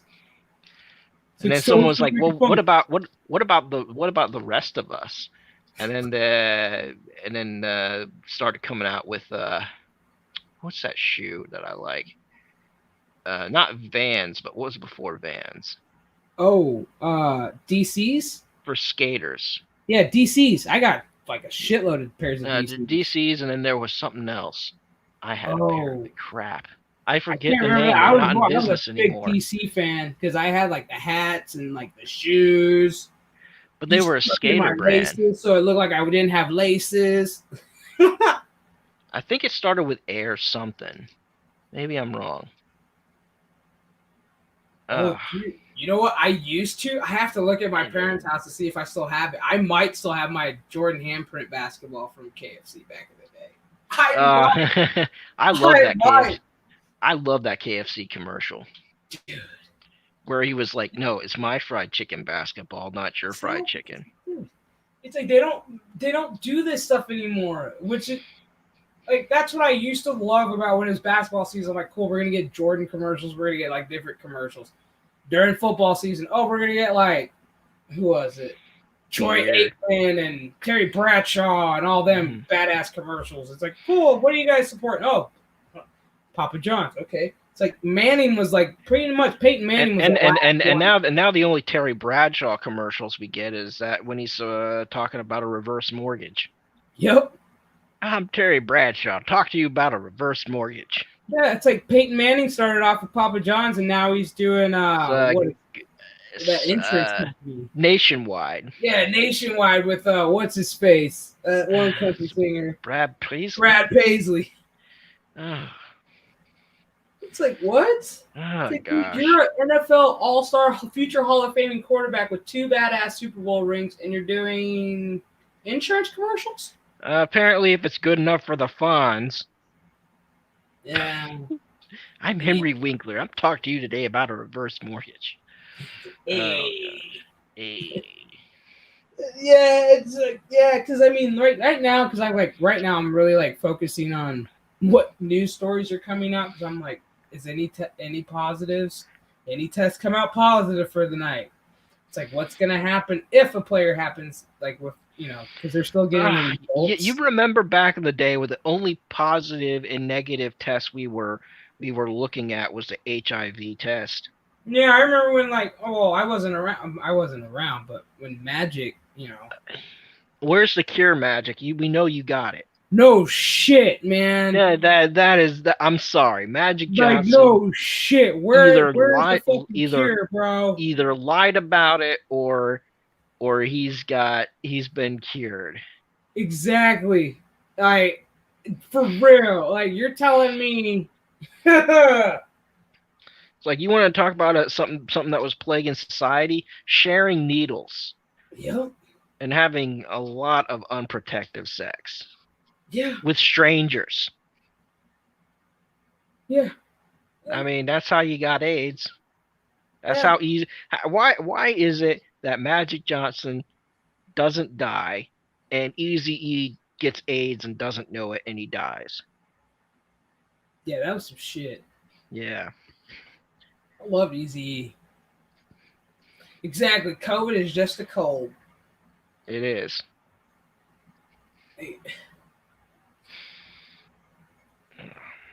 Really, Jesse? My best friend in the whole world, Lee, he passed away, what is this, 2020? Thank God he's not alive during this. He would lose his shit. He passed away 5 years ago from it. He had unprotected sex with a partner who had it. The dude didn't tell him. He was one of those assholes. And that's how my buddy contracted it. But he fought all the way to the end, so he didn't go out like a bitch. Yeah, if I met someone with AIDS, I wouldn't have known it. Yeah. I'll be honest with you. Luckily enough, they've come a long way from back when we first dealt with that shit. Right. And I think also if you had AIDS, it was something you didn't want broadcasted to the world. No. It was something that you seldomly talked about, and the only people that knew were your closest. It was something that you those closest to you, and your doctor. Yeah. Outside of that, no one knew. Yeah, nobody knew. Like Freddie Mercury. Yeah. Hello. Yep. Oh man. I mean, he knew, but he told the band, and then he kept it within himself. But still, it's one of those where you look at it, and the people that have died from this, and then you got the one person who came out with it, made a big pop, who was popular in his sport, who came out with it, and they're like, he didn't die. He's still alive. Yep. Yeah, it's been what? Has it been almost 30 years? Yes. As long as I've been alive. I'm 34. Yeah, so, it's been 30 years. It's been at least 30 years. Fucking years. It's been 30 years and he still looks like he's eating healthy, looking good. You know what I'm saying? Hasn't missed a meal, hasn't dropped weight, hasn't had a really sick day or a bad time. It's like, yeah, dude, either you lied about it way back then or the test came back and someone done a false positive. Someone done beta tested a cure, and we don't have it. right? Or that, and then which would be ridiculous. And I'm sorry, that is like, yeah, it is rare, dude. It is rare, Jesse, because like this is one guy that all eyes were on him when this happened. I expected him to die around 2000. So did my parents. I mean, because it takes a few years, and We were I thought he would be dead before 2000. Yeah, we were all kind of waiting for it. I'm like, okay, Magic's had it for a while, so it's like, time's ticking. It's like, oh man, I got to get ready for a, Magic. He had AIDS throughout the duration of the 90s, and I did not expect him to live past the 90s. Yeah, no one did. Nobody did. And I'm not a medical expert, and I don't think anyone else, even medical expert or not, thought that he would live past the 90s. So I think he's got either some experimentation, or it was a way to revitalize the NBA and to sell merch. I think it was. I think it was a political stunt back in the day when all this shit was going on, dude. They're like, who can we pin it on? Magic! Because I'm gonna tell you this: the NBA, in the 90s was still riding high off the hog. But the thing is, it was still fun to watch. After the 90s, it just kind of, I don't know, it's not really fun to watch. It kind of leveled off for me with the NBA when, I hate to say it, rest in peace, my friend, but he's still one of my greatest basketball. When Kobe came in the game. Yeah. It started leveling off when Kobe came in the game. It leveled off. It leveled off for me when Shaq went to LA. Yeah. And then when LeBron came in the league, it really started going. I was like, okay. I mean, I like the Orlando Magic again a few years back, but it kind of petered out because they hated that coach. The players hated that coach. Oh, yeah. And they lost on purpose, even though they had a good team. And I was like, wow, this could really revitalize not only NBA, but it could revitalize Orlando. And it didn't. And the coach, I forget the name of the guy, but he looked like if Mike Ditka ate Mike Ditka. Right? Shout out, Mike. I was super fat with a mustache. Mike Ditka ate Mike Ditka. The Bears. Pretty much, he looked like one of those. Well, he was just getting in shape for the Mario Brothers movie. He still had a long way to go for being Mario. Still could have lost some poundage. Yeah, but back to that whole Magic. Like seriously, I don't remember when he was diagnosed with it because I was too young to remember, and I probably wasn't alive when he freaking got diagnosed. But then it was like once I was alive enough to know, and I was into sports already, and I knew, and I was like, oh man, I'm like, we're gonna lose a great legend.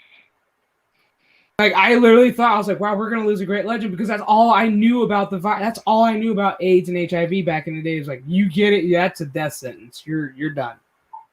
Yeah, and there was that one movie that made a lot of money, but I didn't see because I'm not into those sort of films. I think it was called My Girl, and there was another movie that had to do with some kid getting AIDS or whatever, terminal. And I thought that, hey, you know what? Maybe this was a way to sell these types of movies, because if it wasn't for that whole thing with Magic Johnson, I believe these movies would have only been on Lifetime. Oh fuck yeah. Television. It's like no one would have gone to the theaters and watched this. No one would have bought it on video. It'd have been on Lifetime. That is true, because that was about the time when Lifetime was taking off with those crappy movies. Yeah, My Girl is one of my favorite movies, man. So it was 91. 1990, November 7th, 1991 was when he tested positive. 91? Okay. So for HIV. I was youngin'. I was a little youngin'. 29 years.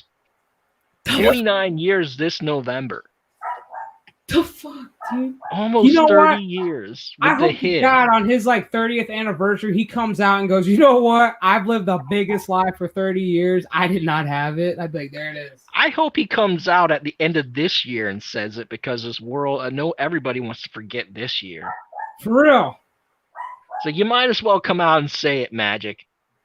Well, that or the positive opposite of that would be, though, the fact that he got caught with the HIV. It didn't go to full-blown AIDS, and that is why he survived, because he didn't spread it and spread it and spread it and keep sleeping with hookers or shooting up or what, because I don't think we ever really got the story of how he got it. Maybe he said was he blackmailed. never used needles, and he He's said probably that he never really had unprotected sex. I'm like, bro, it was one or the other. So Who was he playing for at the time? he was who did playing Magic? for Lakers. Lakers. You know what? I bet you he was probably blackmailed and say, look, man, we can't have the Lakers win.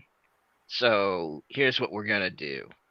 You're going to say you have AIDS, or we're going to kill you, and we're going to give you all this money for saying you have AIDS. And don't worry, this will be a surefire way to get you out of your contract, and you'll never have to play ball again. You'll just have money for the rest of your life.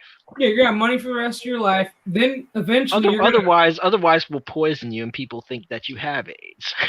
Yeah, and Well, then think about eventually it, you're gonna back come when- back and like be a part owner of the fucking Lakers, and it's like, and then oh god.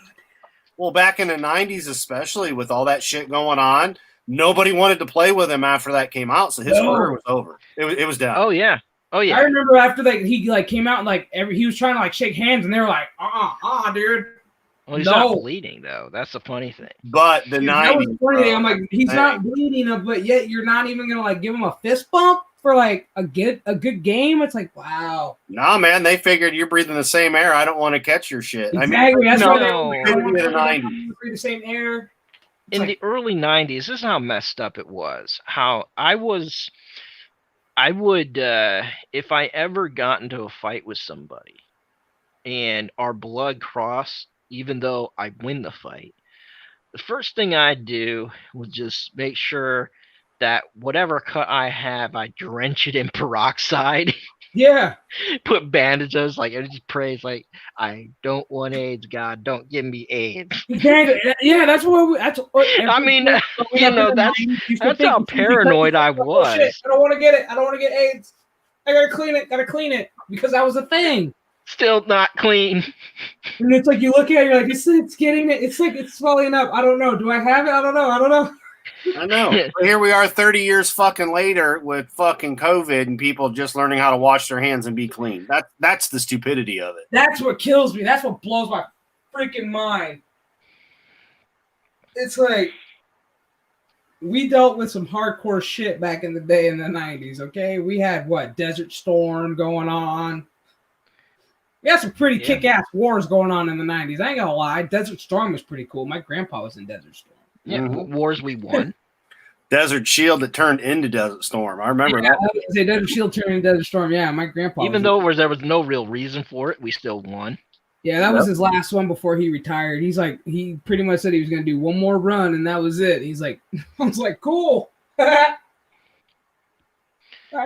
Oh yeah, but I mean, we were more worried about still like China coming after us, dropping the nuke, dropping the bomb. Yeah, the CCP baby. We were scared about Russia. Okay, like fuck. Yeah, we won that war.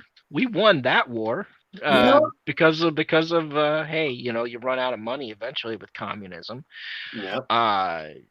So it was amazing, and part of me thinking that the Cold War ending probably was one of the worst things.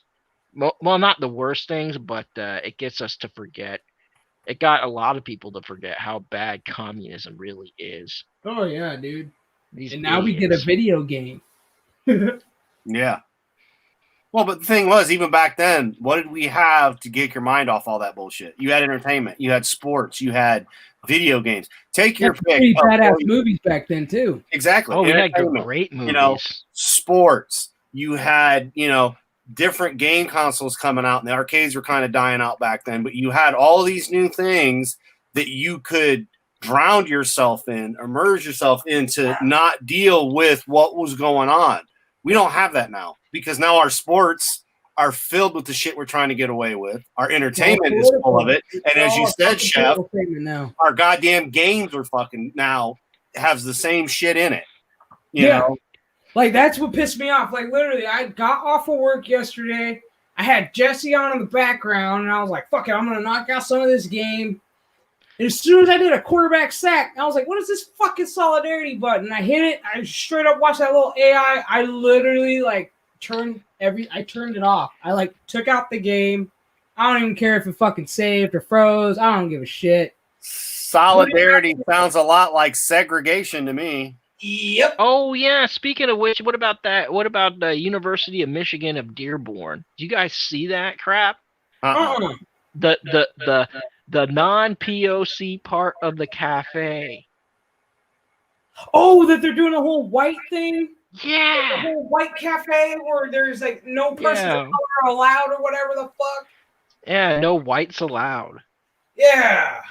Oh gosh. I mean, you know, we've already dealt with a civil war to bring everybody together, and now literally, we've talked about this. We're going to have a second civil war over the first civil war over your fucking feelings because you want segregation back? What the fuck kind of retardation is this?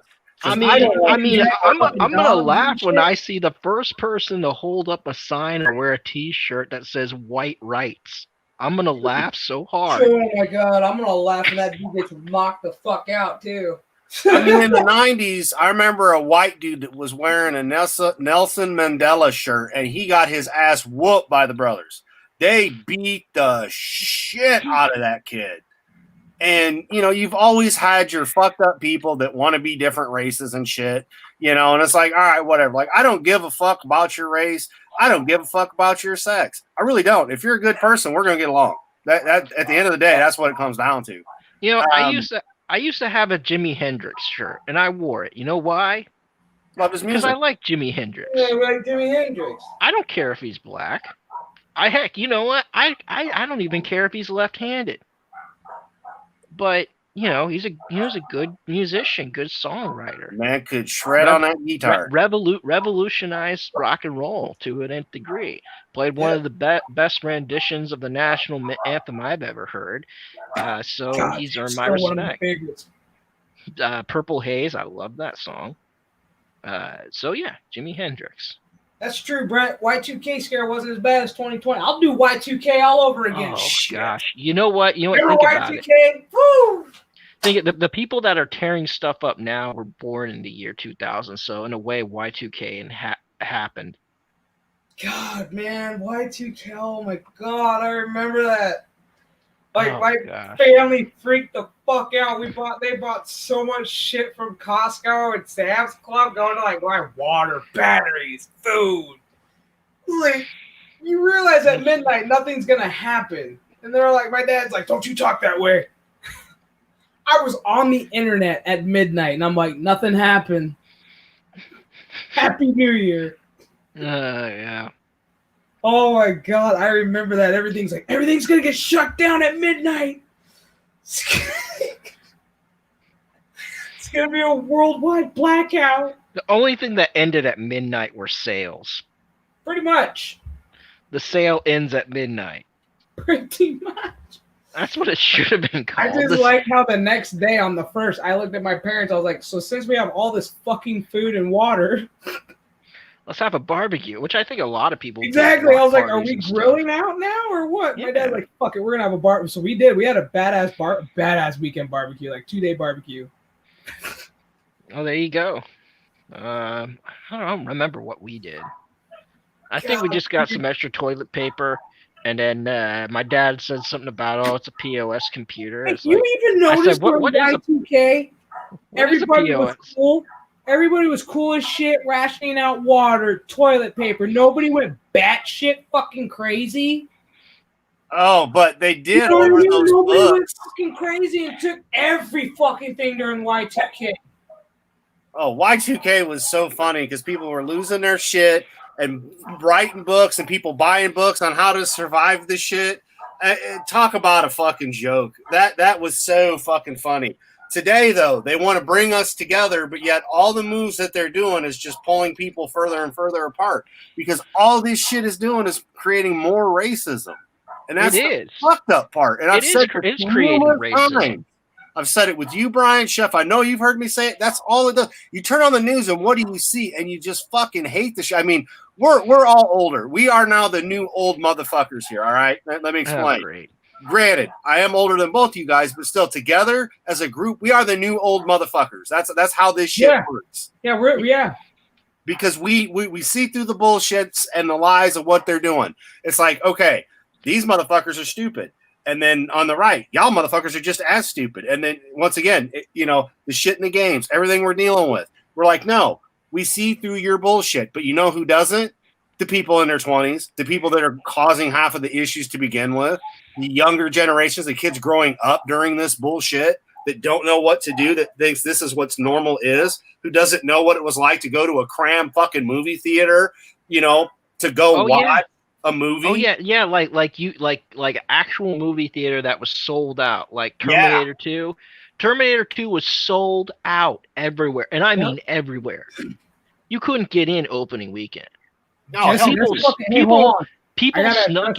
snuck into it as standing room only theaters. Hold on, I gotta just address one fucking thing in the chat real quick. Jesse, dude, your son's school's fucked up. So apparently they gave Jesse's son a laptop with half the keys on it, no fucking charger. Wow. Like, what the fuck, dude? Hell no, dude. If I was a teacher, I would totally teach your son, man. I would totally homeschool him for free. Hey, what the fuck? But here's the thing with the schools. Okay, we've proven that you don't need to go to school to have an education. They're claiming that kids are depressed, blah, blah, blah. The fuck they are. Most kids are happy not to be in school because I don't know about you. I fucking hated school. I went to school for my friends. That's what lunch, we had fun, sure, but you still had to go there 9 to 5. You're at your school, da-da-da-da-da. But we've proven that shit doesn't need to be the case. The amount of money that they have wasted on education to teach our kids the bullshit that's not real, but they give him a fucking janky-ass computer. Fuck yourself. He didn't need a computer. They can do all that shit on tablets. And you can't tell me throughout the years, like when my kids were in school, all of them, it was funny how the lists would change of shit you had to send in and the amount of money you had to spend in order for them to have everything they needed for the year. I'm like, textbooks, notebook, this, some folders and whatnot, Trapper Keeper, whatever. No big deal. No, fucking Kleenex and lotion and this and that. I'm like, go fuck yourself. I ain't paying for this shit. What's up, Doku? How you doing? But yeah, nowadays half the keys aren't working and not even a fucking chart. Or you just so they can let the kids out early. Enjoy your day, kids. Like, get the fuck out of here. Come on. I'm sorry, man. Like that just like I read that in the chat and I was like, dude, that fucking like I don't have kids, but if I did have kids right now, this would piss me. My kids would be homeschooled right now. I'd be going to the principal and beating him with I'd be fucking up a principal. I'd be like, where's his car? Fuck his car. I'm that guy that fucking threatened to fucking beat the shit out of the principal, and then they didn't understand my style of fucking parenting because I'm just like, no, I ain't dealing with your shit. My wife. Okay, you guys are going about this wrong. You go to the principal's car and you put sugar in the gas tank. Yeah, you old school. You put salami and bologna cold cuts all over the car. That's right. Well, he'd have to be at the school in the first place. But I mean, like, we had an incident and since the order of the day is what it is, you show up in an Antifa black bloc and do that. Oh, fuck yeah. Damn right. Damn right. Go. Although I'd rather see Jesse in his fuck Black Lives Matter shirt when he did it, just because it's Jesse. And that's what I would do too. But I mean, I've dealt with these principals and these teachers and these counselors, and I know this has been, quite a few years ago because all my kids are out of school now and have been for a while. But they didn't know what to do with the parent that didn't just deal with their bullshit. Like they'd be like, oh, Well, if you log on the system, I go, you can't pick up a fucking phone and call me that there's assignments missing. You're not doing your fucking job. This was middle school with the one kid. They hated when I came in, Brian. They fucking knew that I was that asshole that wanted them to do their job. That Adam asshole again. God damn it. Which kid is it? You know? It's just like, did he bring the dogs this time?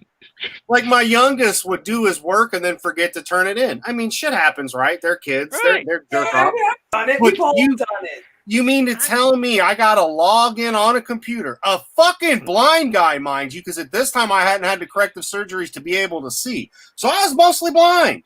And they're going to tell me that I got to log in on a computer that I didn't own because I was poor as fuck. I didn't have no goddamn smartphone. You know, we had smartphones, but they weren't what they were today. We're talking back with the fucking first Apple phone and shit. Do you have to go to the library, Adam? Yeah, pretty much. Oh, would have been about that time frame, bro. But these motherfuckers are like, oh, if you go on and log on the computer and da-da-da. I'm like, you can't just pick up the phone and call me. You got my number, yeah? Yeah. Then why are you not picking up the phone? Because I had a house phone. You know, it's like, you can't just pick up the phone and go, yo, your kid's not turning in his shit, so I can whack him upside the head and go, why aren't you turning in your shit? You know? Or we had a health teacher that splashed fucking alcohol in the one niece's eye because when they were cleaning out the fucking dummy for CPR and shit. And I'm like, they don't need to learn CPR. Fuck off. They're not going to be no, get the hell out of here. Or it was the best one. There was a side door to the school that all the kids would go out of because it was closer to the parking lot. So they go after the little short blonde that was my wife's cousin that lived with us. And they're like attacking her. And I just told her, I said, just laugh at the fat security guard, just walk out the door anyway. Flip him off. So I'm looking at what Brett has said. I can imagine that scene. Right? You take a bandana away from someone going through chemo. So Brett, you're probably bald at the time, and you knock out the principal. Yep. He's like, oh, principal just got knocked out by Charlie Brown. That must have been a sight to see. You know what I'm saying? Yeah. I'd have paid to see fucked that. up that a principal would take it away, especially when a kid's going through that. Brett, I'm sorry that happened to you, bro. Yeah, man, that's messed up. That's fucked up beyond belief. Glad you're still here, though. Yeah. I'd have been the fucking dad that would have went in there after that, and I'd have knocked the shit out of the principal as well. I've been like, fuck you. Okay. Yeah, I would have woke him up. I'd be like, hey, get up. No, you're awake. Bah! Get the fuck back down. Here's an even better fucking situation for you guys. And you don't even got to be a parent, but in the chat, tell me what you would have done. My daughter had the highest score in this guy's math class out of all of his classes at a D+. Now, how the fuck did she get a D+? Keep in mind, she was the highest grade out of all 12 classes that he ran. So, of course, me being me, I'm talking to the counselor, and I'm like, she needs to be out of this class. Oh, well, no. And I'm like, yeah. So I go and I talk to the teacher. I have a meeting with him, and he's just like, well, she might have to repeat her dues. Now, my daughter was an A-B student. My son was a straight A student. My daughter was an A-B student. Not a problem. How the fuck are you going to tell me that this guy's teaching kids if the highest grade is a C-D+ out of 12 classes? And I'm like, no. She needs to be out of this fucking class. I had the interview, the meeting with the teacher. And I'm like, no. I had the meeting with the counselors. I'm like, no. Next, where I went? Straight up to the principal. And I told her, either you're getting her out of this class, or not only am I going to sue you, I'm going to knock you the fuck out. And sure as shit, she got out of that class and didn't have any problems, because I'm sorry.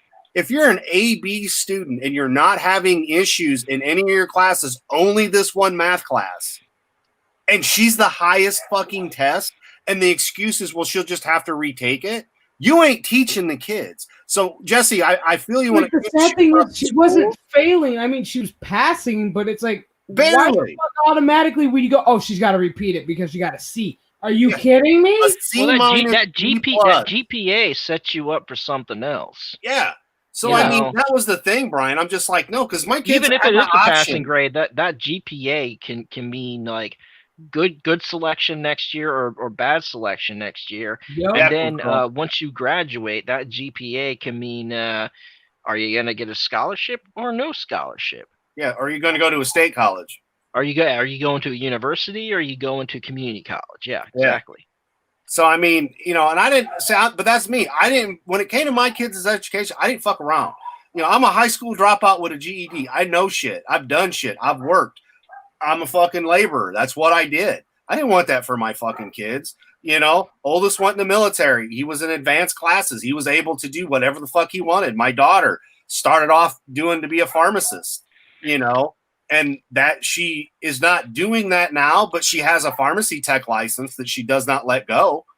She renews it every couple of years because you have to, because she doesn't want to have to just have a job. Okay, Brian, you'd have thought I was a dick as a kid, but like I made her get a job at the mall so that she would understand the difference between a job and a career.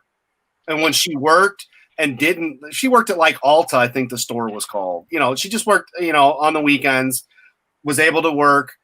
And of course, school grades, if your school grades drop, you ain't fucking working no more. Simply put. But she went, she worked, she got paid, and she's like, what the fuck is this? I go, welcome to the real world. You better fucking hit those books and study and get a career versus a fucking job. And it worked. Like, she went to college, and she did change her mind on wanting to be a pharmacist, but still, she does eyes and shit now. She's got a secondary for doing, pharmacy tech, all that shit. Versus, like me, I was just a high school dropout that fucking did construction and shit, So win-win for me, but that's how I dealt with it. It's just like, this is how it is. We ain't from money. I had to fucking work 2-3 jobs to fucking put food on the table, pay rent, all that shit, and sleep fucking 3-4 hours a day if I was lucky. And still go take the kids to school, pick the kids up, and do school motherfucking functions. So it can be done. But I did not allow that school to fucking do the shit that they've done. And it's only gotten worse, since then. It's the shit we hear today of, there's 3 genders. Show me the teacher preaching that shit, because I'm going to punch him in the fucking face. Your sexuality is not your fucking gender. So yeah, it just to every extent that shit's just like, no. But if you hold these motherfuckers accountable, and that's what the issue is, so many people put their heads down and just listen and don't fucking stand up for their kids. And if my kid was being an asshole, that'd be fine. Let me know. I'll deal with it when I get home. Have you heard of what's going on? How some schools are sending out letters to parents, especially those that have like online learning or whatever. It says don't look at what they're learning. Yeah, fuck all that. Yeah, that's horrible. You should want to know what your kids are being taught. Jesse, I fucking am 100% behind everything you had said in previous streams when we were either in the chat or online with you, dude. Especially about if I go in that school and it's full of BLM shit, fuck them. My kid ain't going there. And that's how more people should be, because this shit, homeschooling has gone up so much in this state because they don't want their fucking kids, A, to get the coronavirus, but 2, learn the shit that they're teaching, because once the people found out what the fuck their kids are learning, they're not teaching your kids anything. They're making them even dumber than they possibly could be. You might not be the greatest person to teach them, but like Jesse said, get a fucking tutor. Go to, like you said, Brian, there's private schools that don't do this shit.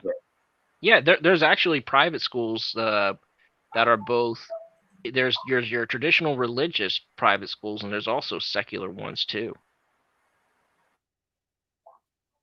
You got to be informed. You got to be smart and make decisions, whether it's your own personal life, but if you got kids especially, because they say kids are our future. Well, these dumb motherfuckers that we've got that are in their 20s now that don't know their fucking head from their ass, that is not the future. I'm sorry, because we're all doomed if that's the future. The ones that don't know how to cook, don't know how to make a fire, don't know how to do anything but be on a fucking smartphone and order from fucking McDonald's. That is not the future. You think that with a smartphone, they'd learn how to cook a couple different recipes? Mm-hmm. I mean, my daughters, I only have one daughter, but my wife's cousins, like they were also my daughter. You get it, So like they all learned how to change a tire, how to work on a car, change the oil, change the spark plugs, take it in to get tires done, how to cook, how to clean, how to sew. You know, all that shit. How to shoot a firearm properly. You know, gun safety. All that shit. I didn't treat the girls any differently than the boys. They all learned the same shit. How to pay your bills, because you know what? If you don't pay your electric bill, your gas bill, your house payment, you're kind of fucked. I guess the only difference, Adam, would be with the boys, she could teach them how to write their name in the snow. Yeah, exactly. Hey, you get the right kind of female, she can do it too. Oh, chef cut out. Yeah, she'll be back. But yeah, man, I mean, it literally, like, you know, yeah, I'm an asshole. I'll be the first one to tell you that. And I don't give a shit. But when it came to the kids, that was my life. When I wasn't working, the kids were what I did. They went to school. You know, if they needed help with homework, you helped them. If they're having problems at school, you dealt with it. You didn't fucking sit there and just listen to what the teacher said. You also had to listen to what the kids said and then go sit down and take care of the shit. And trust me, the kids knew. Like, I made this poor counselor cry on her birthday. And she was the new counselor. And I just told her, I'm like, you know, look, and as you know, I don't give a fuck if you're a lesbian or not. She was really nice. But my problem was the previous counselor did not do her job and take care of shit. My daughter was supposed to be able to graduate in December, halfway through the year. Halfway through, she was done. She had all her credits. She was done. That meant December, she's done. She don't got to go back to school. Then I get a thing that, well, she doesn't have this one credit. I'm like, how does she not have the one credit? She even, with A's, took summer school to get done with school early. And I go in there, and it was some shit from middle school that 2 years prior was supposed to be taken care of. And this poor new woman, the new counselor lady, had to deal with me. And I didn't yell and scream and cuss and be an asshole, you know, but I just told her, look, somebody didn't do their job, and I ain't putting up with it. Had I not done that, my daughter would have had to go on the whole fucking year. You know, and she did. She did the background. They figured it all out, and they took care of it so that she did not have to do the second half of the year, because that's not how we had things set up to go in the first place. So, because I'm like, what? Is she failing? Y'all fuckers didn't call me? I mean, instantly, that's the first thing. What? Was she I mean, things like that actually happened to me. You know, and it was a transition, because at one point I was homeschooled, and then I came back into public school, and it turns out I was like a credit shy of being considered a senior, and so we had to scramble around to find a credit, and we did. And so it was just one of those things. Had they not told me, I would not have graduated. Yeah. Yeah. That kind of thing. Yeah, well, her thing was it's only because I found out when it came to either pictures or something else, and they said, you know, and it was at a pivotal semester point, you know, between the first and second semester, so of my senior year.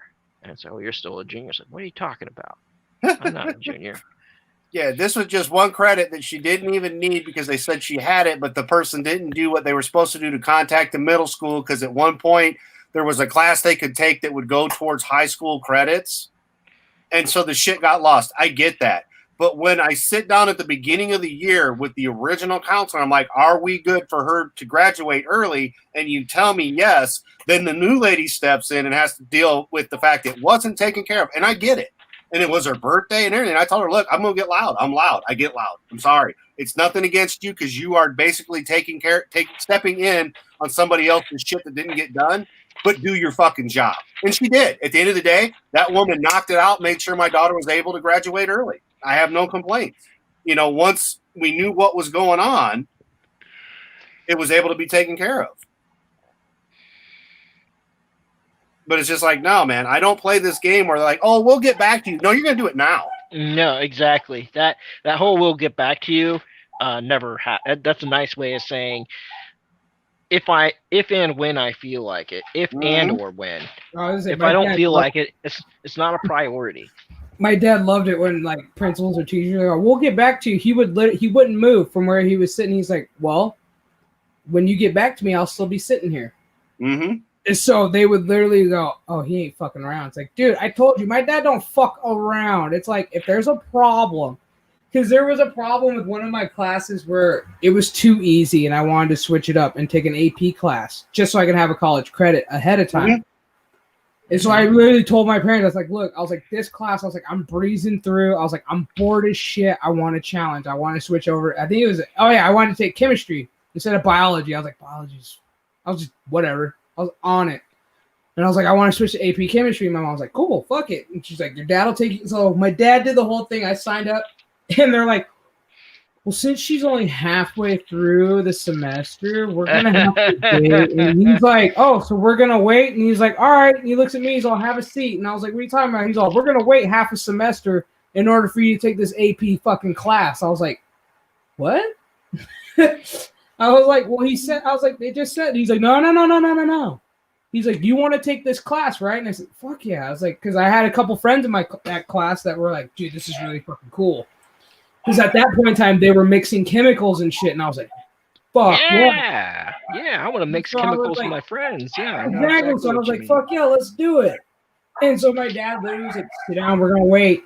And then the principal came, he's like, sir, is there a problem? He's like, yeah, there's a fucking problem. He's like, you are preventing my child from having an education. He's like, how many classes did you miss while we were sitting here? I said, 2. And I was like, and I'm getting ready to miss 3, which would have been my government class at that point in time, which I had a test that day. And I was like, but here I am fucking around with you because you guys won't switch me out of a class. Mm-hmm. And like the principal's like, well, you know, sir, we're going to have to look. He's like, oh, you're going to look into it. And he's like, cool. He's like, you go to class. He's like, I'm going to stay here. He's like, come back after class. I did. My dad was still there.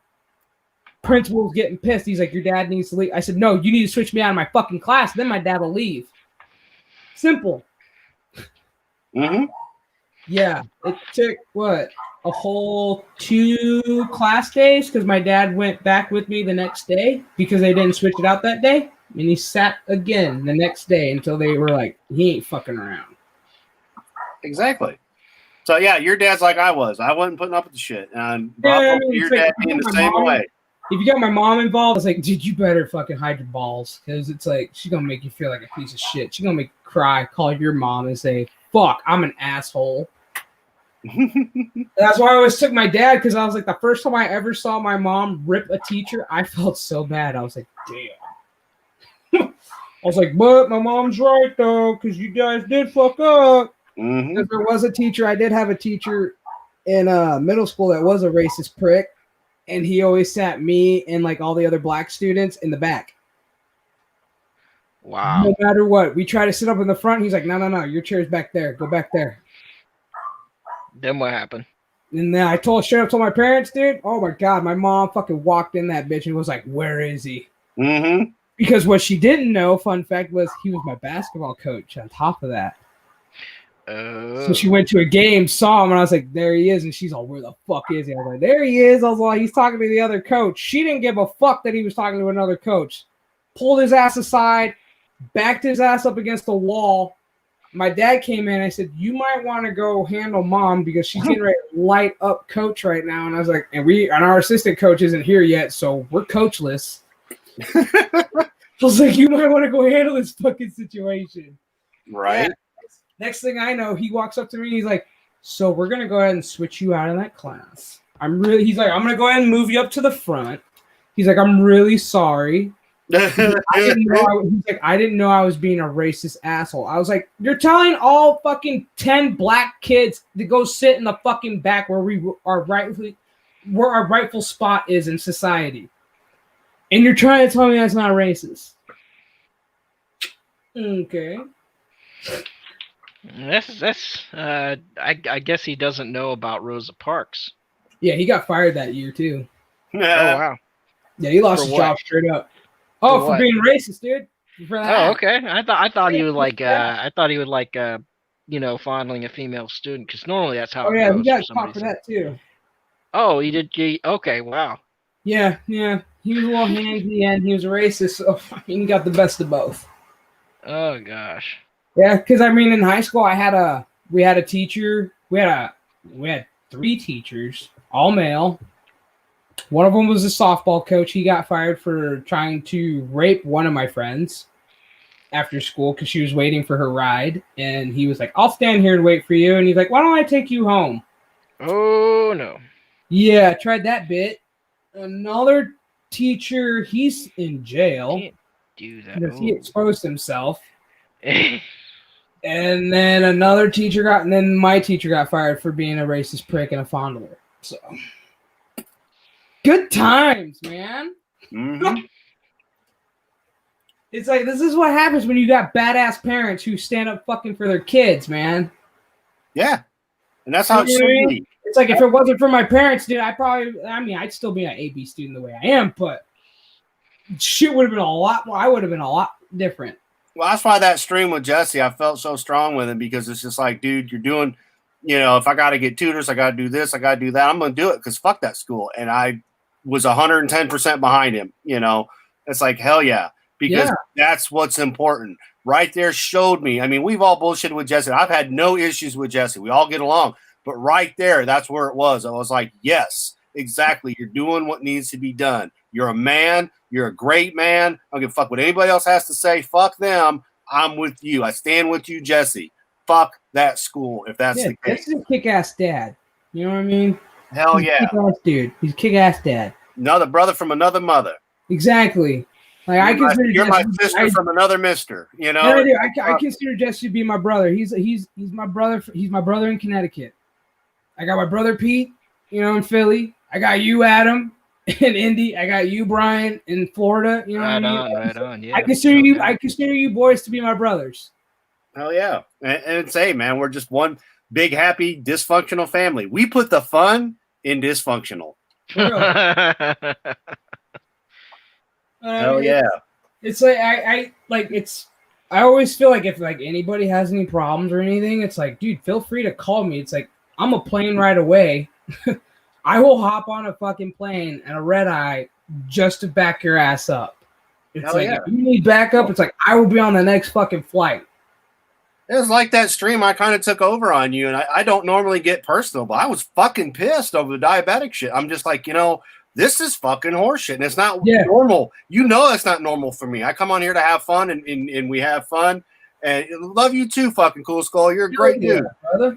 But at the end of the day, I needed to fucking vent, and you were there, and you're like, nah, go, bro, go. And I'm like, okay, I'm so sorry. I don't normally do this shit. I don't want to end up sounding like a Rose Tico or anything, but I was pissed. And, at the end of the day, I was just like, no, fuck this shit. This is what people need to know. This is what's happening. It's not just me. Because you were having a day, man. You were having a day before I even streamed that day. Yeah. So it's just like, man, and it's not stopped either. This is the new BS. This is real funny. It's not as bad, but I get a call from the pharmacy and they're asking me about my insulin pump. And they're like, well, when did you buy it? Real They're quick, like, while it's on my cool Skull, you could respond in the chat. Are you on Twitter by any chance? And if you are, he's on.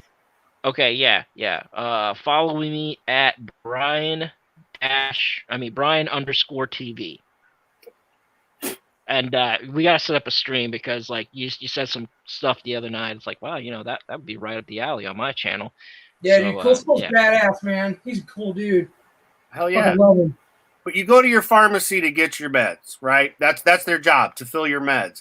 Medicare is now giving them all this new paperwork this year that now they're like, oh, well, when did you get your pump? I'm like, for fuck's sake, I don't know, like 2000 time frame. I've had many, many, many other ones. So then they call me back yesterday and they're like, well, we need your height and weight. And I'm like, to give me fucking insulin, now you have to fill this shit out to get the federal government to pay what they're supposed to pay in the first place. There's just so much weird shit, and like people won't hear about it, and only those that are on here are hearing. But this is the stuff that's happening. I'm 4.5 decades old. Imagine people that are in their 60s and 70s having to deal with this shit. There's no need, 80s. Just give them their fucking meds. And unfortunately, I know the pharmacists. This isn't like a game and they're just like not trying to give me my shit. They're like, hey, now we have to go through all these guidelines along of all the other guidelines that make no sense. So I asked her on the phone. I had her laughing her ass off because that's what I do. Giggity. And I said, well, while we're at it, you want a urine sample, a feces sample, semen sample? I mean, Jesus Christ, what else? You need a blood sample too while we're at it just to give me my shit? And I told her, I'm so sorry that you got to go through this bullshit. I don't know why they're doing this in this time, especially making it harder for people to get their meds, other than they just want us all to die off.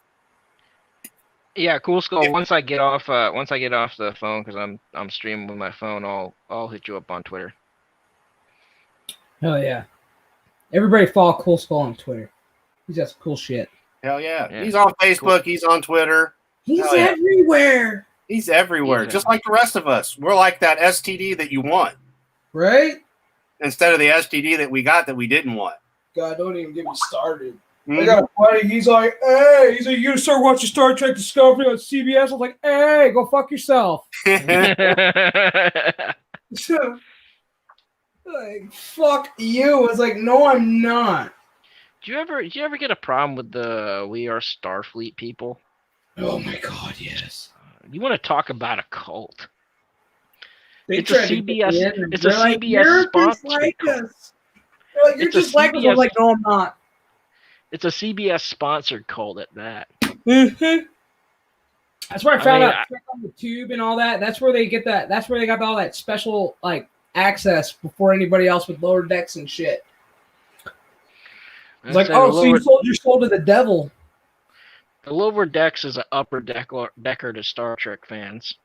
I can't even. I can't even. I don't even like to think about it anymore on what Trek is now. It makes me sick to my stomach. It breaks my heart. Like it makes me sad. Like even on maybe Star you Trek Day, should. like I got all my buddies going, "Hey man, happy Star Trek Day," and I'm all, I ain't happy. Usually I get very pumped with Star Trek Day, and I'm like, fuck yeah, I'm gonna binge like the original series, TNG, DS9. I'm gonna see how far I can go in the day. Watch a couple movies. I always watch like First Contact and all that shit. And this year I was like, I'm sick to my stomach. Yeah, I bet I this watched year a little bit of it that they had on CBS All Access because it had the free link, and I was like, let's see what they're doing. And next thing I know, I turn it on at a proper time because why? I see Will Wheaton's fucking face. I'm like, why not? Talking about Lower Deck. Oh, they were talking about Strange New Worlds, and that's when I was like, okay, I'm done. Will Wheaton. Like, I'm done. I was like, I can't. It's like, I can't. You guys are talking Strange New Worlds, and I'm like, and I'm not even remote. I was like, and what you guys are pitching, I'm not taking. Like, it's fucking horrible. And then after that, they're like, we're going to show you the new Discovery trailer. And I'm like, the only thing I got out of that made me so excited was watching the fucking ship Discovery crash in the trailer. I was like, oh shit, it actually crash landed. And that shit's dismantled. Good. Other than that, I'm done with Trek. I mean, it sounds to me like the way you want to celebrate Star Trek Day now is if someone just handed you a bat left and you just went to town on. For real. On CBS corporate. For real. Fuck CBS. Alex Kurtzman, Akiva Goldsman, all you little pieces of shit who say, "Oh my God, we love Star Trek. We've grown up with Trek. We know everything about Trek." No, you don't. No, you don't. No. Not with what you're spitting out, because Discovery, I gave you a chance. I was like, okay, cool. We're gonna go back in time. We're gonna go 15 years before Kirk and Spock were ever on the Enterprise. I'm like, cool. We'll see the adventures of Pike. That's what I was fucking hoping for. And no, we get Michael Burnham. You know what? This is the reason why it was important in the 90s to call people out as posers. Because posers are now there writing stuff they know nothing about. And producing stuff they know nothing about. No one was smart enough to call them posers.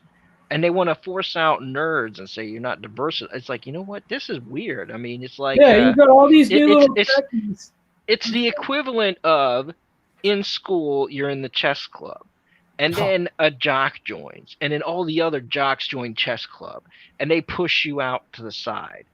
Yep. It's like, I could beat you in chess, and it's like, well, why? It's like, why don't you ever play against me? Because you're not cool enough. It's like, well, this was chess club. You got to play against everybody.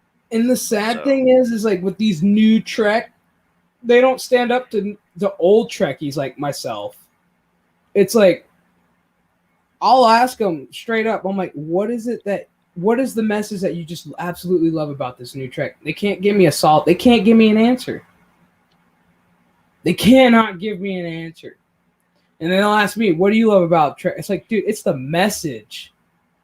I'm like, it's the message that there's no more racism, no more sexism, no more feminine. There's nothing to worry about. There's not a care in the fucking world. We all live by it. We all help each other out. Everybody loves everybody. You know, unless it's like, God, to be able to go and make first contact with an alien species and learn their culture and ways of life. That's what got me interested in Star Trek. And the fact that it was in space. And I eventually, when I was a kid, I wanted to go in space. I wanted to be an astronaut because I wanted to walk on the moon. I'm not gonna lie, it was the exotic women. That too. I mean, it was that green alien for me in the original series. I mean, I ain't gonna lie. And then, I mean, but personally for me, it was Nichelle Nichols, Lieutenant Uhura, because she was actually the first one besides Whoopi Goldberg that I actually saw as a strong female character that was up there with the boys, getting dirty with the boys. And I was like, holy shit. I was like, she's badass. But I always remembered every time I watched the original series, I wouldn't be listening to like Kirk, Spock, and McCoy. I'd be looking at Nichelle Nichols going, okay, when are you gonna get? And like Uhura would fucking do her thing, and it's like, dude, okay, cool. You know, and how they all let her in the big boys club, and she pretty much ran that shit. I learned everything I need to know about being a repairman from Scotty and MacGyver. Yep. Freaking love I learned MacGyver. Yeah.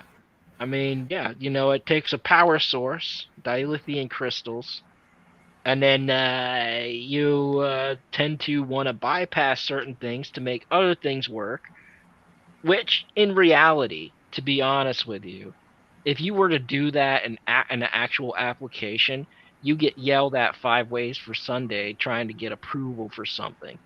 Really? Let's be real about that. So thank God Star Trek at that point was did things more practical and less red tape. No, because if you think about it, you don't have enough power. Well, instead of putting something in series, you put it in parallel. You take a component out, take out a resistor, straight wire it, and boom, it works. You just got to be careful till you get to a certain point, then you can replace the part. And that's how electronics work. So that taught you something. And someone you got to think that Roddenberry or whoever it was that wrote about the engineering had a very good understanding about the way electronics work and the way physics work to a good degree. So that right there got a lot of people to, I'm going to say, watch, because it didn't sound too bizarre, didn't sound too sci-fi. It sounded kind of practical. Especially if you worked on automobiles, or you worked on a mechanism. So machines and mechanisms and electronics. Yeah. Especially with two-way radio communication, people don't understand how both simple and complex that is at the same time. Like what we're doing right now. I mean, mind you goes through a server, but still, right now we have microphones in front of us. That is nothing more than a magnet with 2 conductors. You flip that out of phase, it becomes a speaker. Again, magnet, 2 conductors. How simple things are, yet how complex. Yeah, right. I'm pumped because we're getting a Borat too. Oh, we are? Yeah. We're gonna get a Borat too. That'd be fun. We need that. Right? I was like, we need this now. We need Borat right now. Oh my we needed Borat this year. God. Thank God, Sacha Baron Cohen, bro. Thank you, man. Oh, that's like good news right there. I fucking love Borat. I think Borat's his best character, to be honest with you. Yes. I mean, nothing against Bruno de Gay or Ali G or even the Dictator movie that he was in. Borat's got to be his best character. Pamela Anderson. Have you seen any of the old Borat stuff from the old Ali G show? Yes, I used to watch the Ollie G show religiously. My mom would walk in like, "What the fuck are you watching?" Like, it's an Ollie G show. She's like, "Who the fuck is that?" And I'm like, "He's that dude in that Madonna video." And she's like, "Oh, okay." Ollie G. As soon as I would say that, she would know exactly who it is. I mean, my mom's on board. She doesn't like Brie Larson either. Right.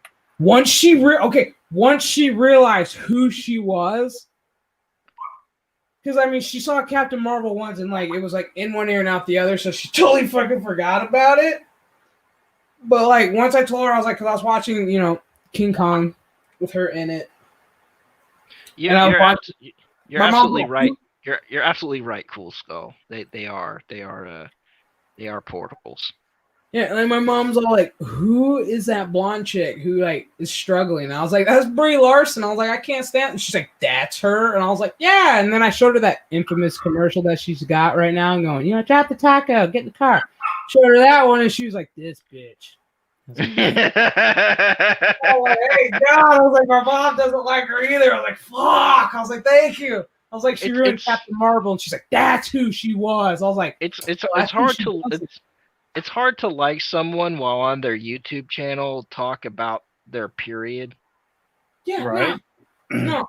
Apparently she dropped a video today. She did some DIY. She did a do-it-yourself video with her favorite DIYer. I haven't watched it yet. Brie Larson is fucking hilarious. I just want to do an interview with her on our channel, dude. Like she's supposed to be, I want to get involved with the YouTube community. Come on. Like hell, I'd like to see her on Anna's that Star Wars Girls channel. That'd be awesome. Right. That'd be interesting. Dude, Anna would rip her.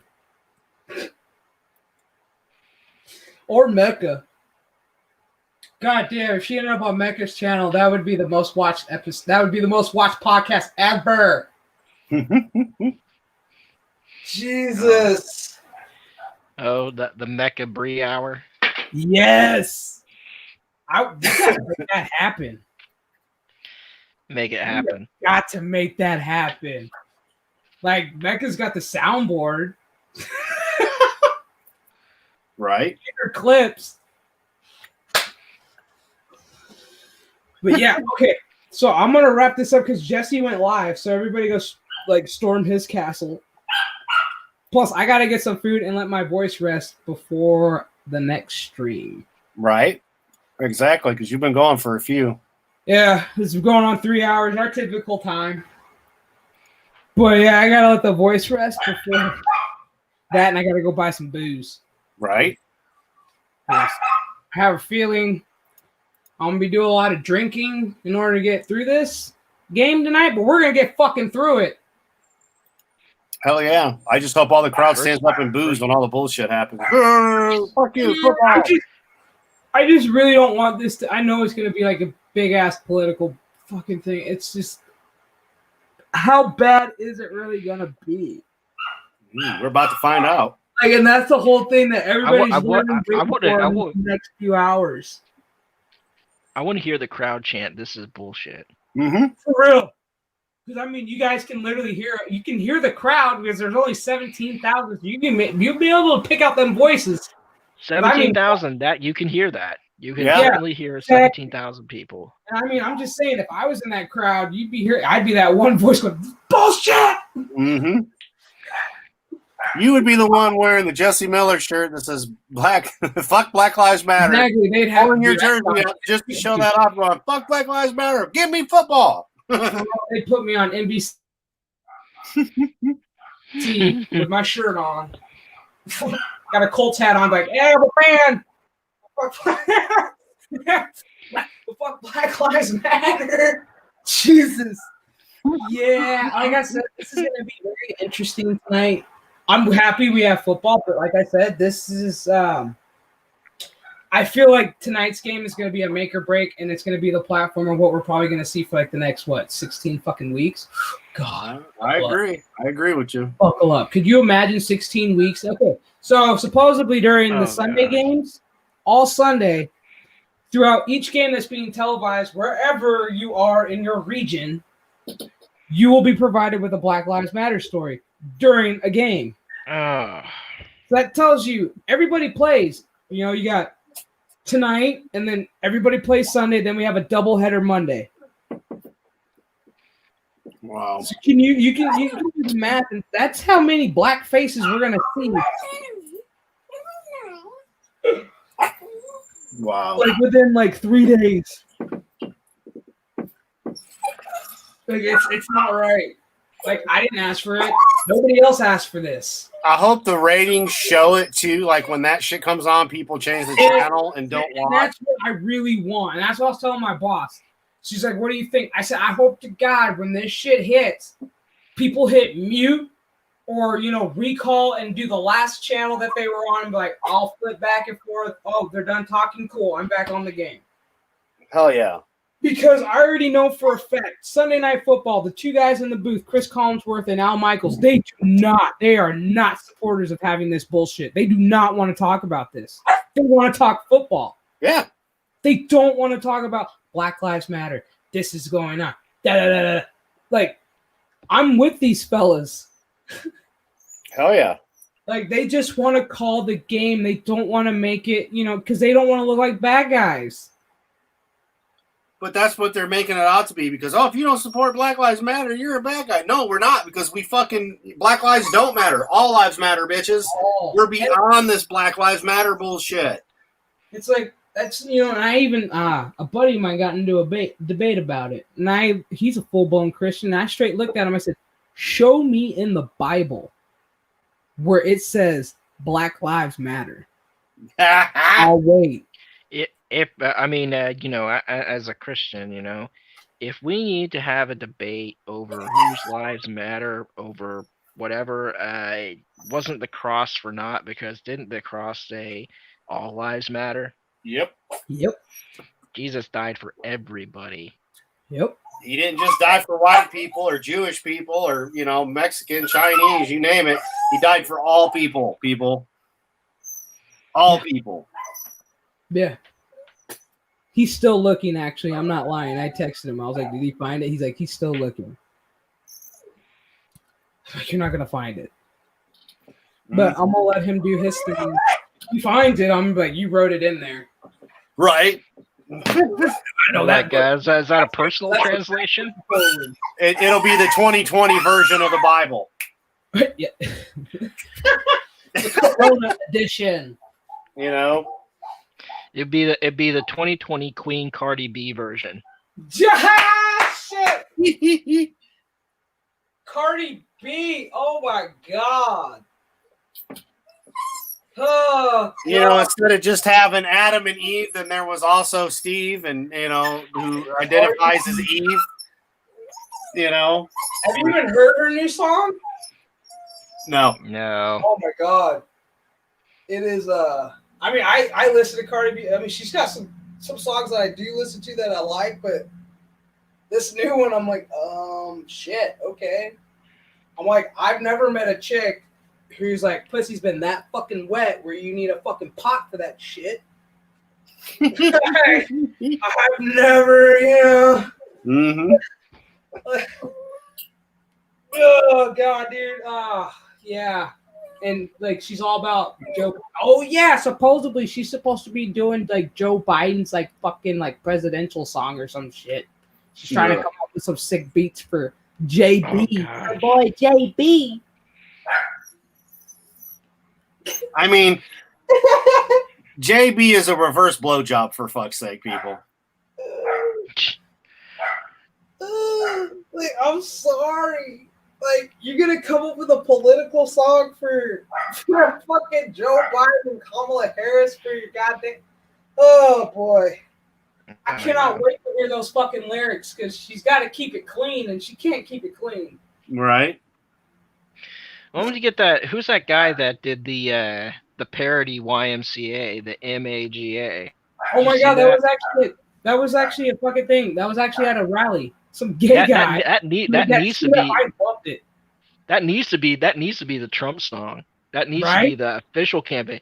And you know what? That's not to sound stereotypical, but I think that's the gay vote right there. Right. Dude, it was sold. As soon as I saw, I was like, Mecca tweeted, and I was like, what is this? And I looked at it, I said, oh my. I was like, look at that. And I was like, you got the gay vote. It totally did. Like, that was literally my, like, that was like literally my thought. I was like, we got the gay vote. Let's go. Because right now, everybody's looking, all eyes apparently are on Arizona because we might be the state that'll make or break Donald Trump on his re-election. I was like, ooh, really? Watch him win Pennsylvania. I'm gonna call it. He wins Pennsylvania. He wins Pennsylvania again. Well, Yeah. talking with Cool Skull, I'm gonna laugh if he wins California. Yeah, apparently Arizona right now is the tipping point for either Trump or Biden. I mean, suppose what happened in California. Suppose these fires burned up all the fake ballots. That'd be interesting. Yes. That'd be All nice. the fake That'd be the mail one ballots. good thing the fires did. Speaking of fires, make sure. I think you dropped the link a couple times, Adam. If you could find it in your heart to give to the GoFundMe to support Mad Dodge, him and his family. His home was burnt down. Yeah. They got 6 kids. They need clothing and food and all that other stuff and shelter. They're trying to raise 10 grand. Hopefully that'll supplement whatever the insurance won't pay for them. I don't know. I heard this from MC, and then I was like, okay, well, I'm gonna do what I can to help out Mad Dodge. I'm gonna float him some money tomorrow when I get my paycheck. I mean, nobody should have to go through this shit alone. Exactly. Like, God, man, it's devastating enough that we have wildfires in this. It just hurts knowing that one of your good buddies that you stream with and that you talk to on a daily, that this has happened. So, Hell yeah. If you can, please, like we said before, if you give a couple bucks, great. If you can't, please just share that GoFundMe. Maybe somebody else can. They lost everything. They lost their home, all their possessions, everything. Like I said, the only reason I know anything was he did jump on Digital Pollution last night in the chat off his phone. And, that's all you can do. Like right now I'm dead ass flat broke, but all I've been doing is just plugging away at trying to get it so that people will help out and just spread the word because the best thing you can do. So, yeah, we're gonna actually, that's a good place to close, man, because he's a great guy. He's a great buddy. If nobody's subscribed to Mad Dodge's channel and you're subscribed to mine, please subscribe to his channel. Show him a lot of love. He's fucking awesome. He puts out great content. Oh yeah. Amazing content. If you like what we talk about, you'll love what he talks about. Exactly. It's like if you like our show, you'll definitely love Mad Dodge's show. He's the Mad Libertarian on Twitter. He does the Red Eye streams. And granted, we're all different political people here. It's with Dodge, he's legitimately he's not really Trump, he's not really Biden, but he's got a fucking brain. And we're all friends, people. That's the thing. We're all friends. That's we don't let our politics run who our friends are at all. Sweet. Oh shit! Look at that. Right on. I was gonna say, if you click the link up top, it should take. Yeah, it'll take you right there, right? The GoFundMe. Yeah. But yeah, I mean, shit. Honestly, that's how I actually got on it. That's how I actually found Mad Dodge. I was watching the Red Eye. I was like, what is the fucking Red Eye? I straight up clicked on it and I was like, this is fucking awesome. Oh, this dude's fucking badass. I was like, I wonder if he's got a Twitter handle. Found him on Twitter. I was like, cool. It's like, dude. Oh, Morgan. Okay, gotcha. Yeah, yes, sir. So everybody keep it cool. Keep it cool. That's right. That's right. The ladies in the chat, so I have to be on my best behavior. Yeah, whatever. You're not the one that you got to worry about. It's generally me. That's true, dude. I mean, come on. the asshole over here with a Trump flag and an ass. Yeah, that's the one you got to worry about. Oh, dude, I got my freaking like debate picture fucking ready. It's of Trump. He looks like he's holding a shotgun.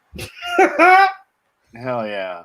It's gonna be great. Who's gonna be streaming the debate? If we're gonna freaking, I don't know if we're streaming the debates on Jesse's channel yet or my channel. Yeah, because if Jesse's going to do it again, that'd be great because we did the other ones. But that's if we even get debates. Let's be honest, at the rate we're going. This shit. Yeah, he's got the format where he could do 10. Yeah. And I think because we were both talking about, because that's what we were doing with the DNC. Where originally we were going to go on my channel, and he was like, "Let's do it on mine," because he can do the 10, and I was like, "That's true." So I haven't upgraded my shit yet. And so I was like, "Cool, we'll do it that way." So I think maybe I don't know. I think we might do the debates over there. If we do the debates over there, then yeah, because I know for sure we will be live on his channel election night all night and all morning until we know. Right. It's gonna be epic. I'm gonna try so hard not to sleep that night. We'll be marathoning whether it be on his channel, my channel, your channel, anybody's channel. Yeah, like I told Jesse, I was like, election night, dude. I was like, if you start getting tired, dude, I'm like, we'll switch over to my channel. And if I start getting tired, I was like, we'll switch over to another motherfucker's channel. I was like, and then we go to this channel. Right. I was like, until we know who the fuck is president, I was like, we gonna get through this election. Watch it be like a no contest, not even close. Trump wins in a landslide. It's gonna be a landslide. I'm sorry, man. Like when big things, important things happen in life, like the coronavirus, or when Obama was president, what happened with his shit? What happened? We got Bin Laden, and we had floods and shit. We had natural disasters. They're like, hey, he got reelected. I'm sorry. I see patterns happen when presidents start running, and when they start running and they don't lose, and they win the re-election. Something big has to happen in order for them to. This is the big thing. Got Corona. Mm-hmm. Which he did. He did the travel ban when everybody told him not to, and that's irrefutable. That's irrefutable. Like, hey man, why are you shutting down borders? He's like, I don't want this shit coming in faster than it needs to be. Like, come on. Like, I'm sorry, man. I mean, love or hate the dude, but he's 100%, man. He keeps it 100. He's like all of us, no filter. I think that's why people don't like him, because he has no fucking filter. He's like all of us. It's a love-hate relationship. Either you love him or you hate him. Mm-hmm. Exactly. Joe can't debate. He doesn't even know where the fuck. He doesn't even know where he's at right now. He's got Kamala Harris running his fucking like goddamn shit right now. Did you see that ad? Like, hey. I was watching YouTube, and before a video there was an ad, and it had like the riots and everything burning, and then you had like a kind of like a transitional, like, you know what I'm talking about, like the ghosting thing where it shows another picture. And it has one of Biden kneeling, and then Kamala doing nothing but laughing, and then just have her just keep laughing. And then at the end of it, it said Trump Pence 2020. Yes, I saw that. Like, no, like whoever makes his ads like knows exactly what they're doing. What was I getting ready to watch? Oh, I was watching Gordon Ramsay's like Great British Restaurant on YouTube, because I actually found the episodes, and they had that before, and I was like, yo. I was like, whoever is doing these ads, bravo. Bravo. You're doing your homework. You're picking and choosing like the best material, man, because they're just giving you gold. I mean, the Biden ads, I'm like, it wouldn't be considered bad ads if it was the 90s, but you got to step up your game, bro. Yeah. Right. You can't. He can't. No, that whole thing's a sinking ship, and I gotta say, whoever's running Biden's Twitter handle sounds really desperate. Dude, oh my god, Biden's Twitter handle's hilarious. That is the best crack up right now. Is Biden's Twitter handle. I mean, he doesn't even write running it. Oh my god, they're like, we're gonna do this. You know they have to take like a shot of bourbon every time they post. It's like, oh, let's get this over with. Something like Plug in Grammarly so I know how to autocorrect. Oh my god. There was one that they put out. I was like, what did they just try to write? And I'm like, somebody didn't proofread their shit. Oh, did Biden actually get the password? Right? Like even Kamala when she tweet, oh my god, dude! Like whoever's handling her shit now, oh my god. Kamala's sending prayers to all her constituents in California. We're in this together. She'll be there. Soon. She'll be there soon to help. It's like, what the fuck are you gonna do? Put on a fucking firefighter's outfit and fucking put people in jail again? Because that's what she's used to, putting Californians in jail. Right? Like, fuck, you gonna like catch a firefighter smoking weed going, hey, you're in jail. Even though the dude's trying to calm down. Ugh. It's like, I watched her do a little interview. She's like, I know California is so devastating. She's like, but we are all in this together. It's like, you're in Washington. Shut up. It's like, bitch, you're somewhere else. Like, you're with Uncle Joe. She was under Joe's desk giving him a blowjob because she blew her way up. Blowing on up to the White House. Hey, I'm just saying, it's like, she's just like, oh, all these forest fires are just so devastating, Joe and I were going to try to do our best, to help out and do what we got to do. It's like, dude, your California's on fire no matter what. It's always around this year. It's always around this time of year. You got the Santa Ana winds, this dry heat. It's just like us. We know it's fire season because why? We haven't had fucking rain. Our rain season was nothing this year. Right. So we knew we were going to get a lot of fires. It was just the fact of who's going to be smart and who's going to be stupid. When the fire safety, when you go fucking camping, which, you can still go camping, they always tell you, hey, no fires right now. It's dry. It's windy. You spark it up. Guess what? We got to come save your ass. And then you're going to be on the news for being an idiot because we got to name this fire after a dumbass. Mm-hmm. Oh, they do that? Thanks to that California couple that started that new fire for doing a gender reveal fucking thing. Jesus. Oh, fuck. Did you see that shit? Oh my God. Jesus. It was like 13,000 acres. I was like, fuck. Proud parents. I was like, I hope you guys know the sex.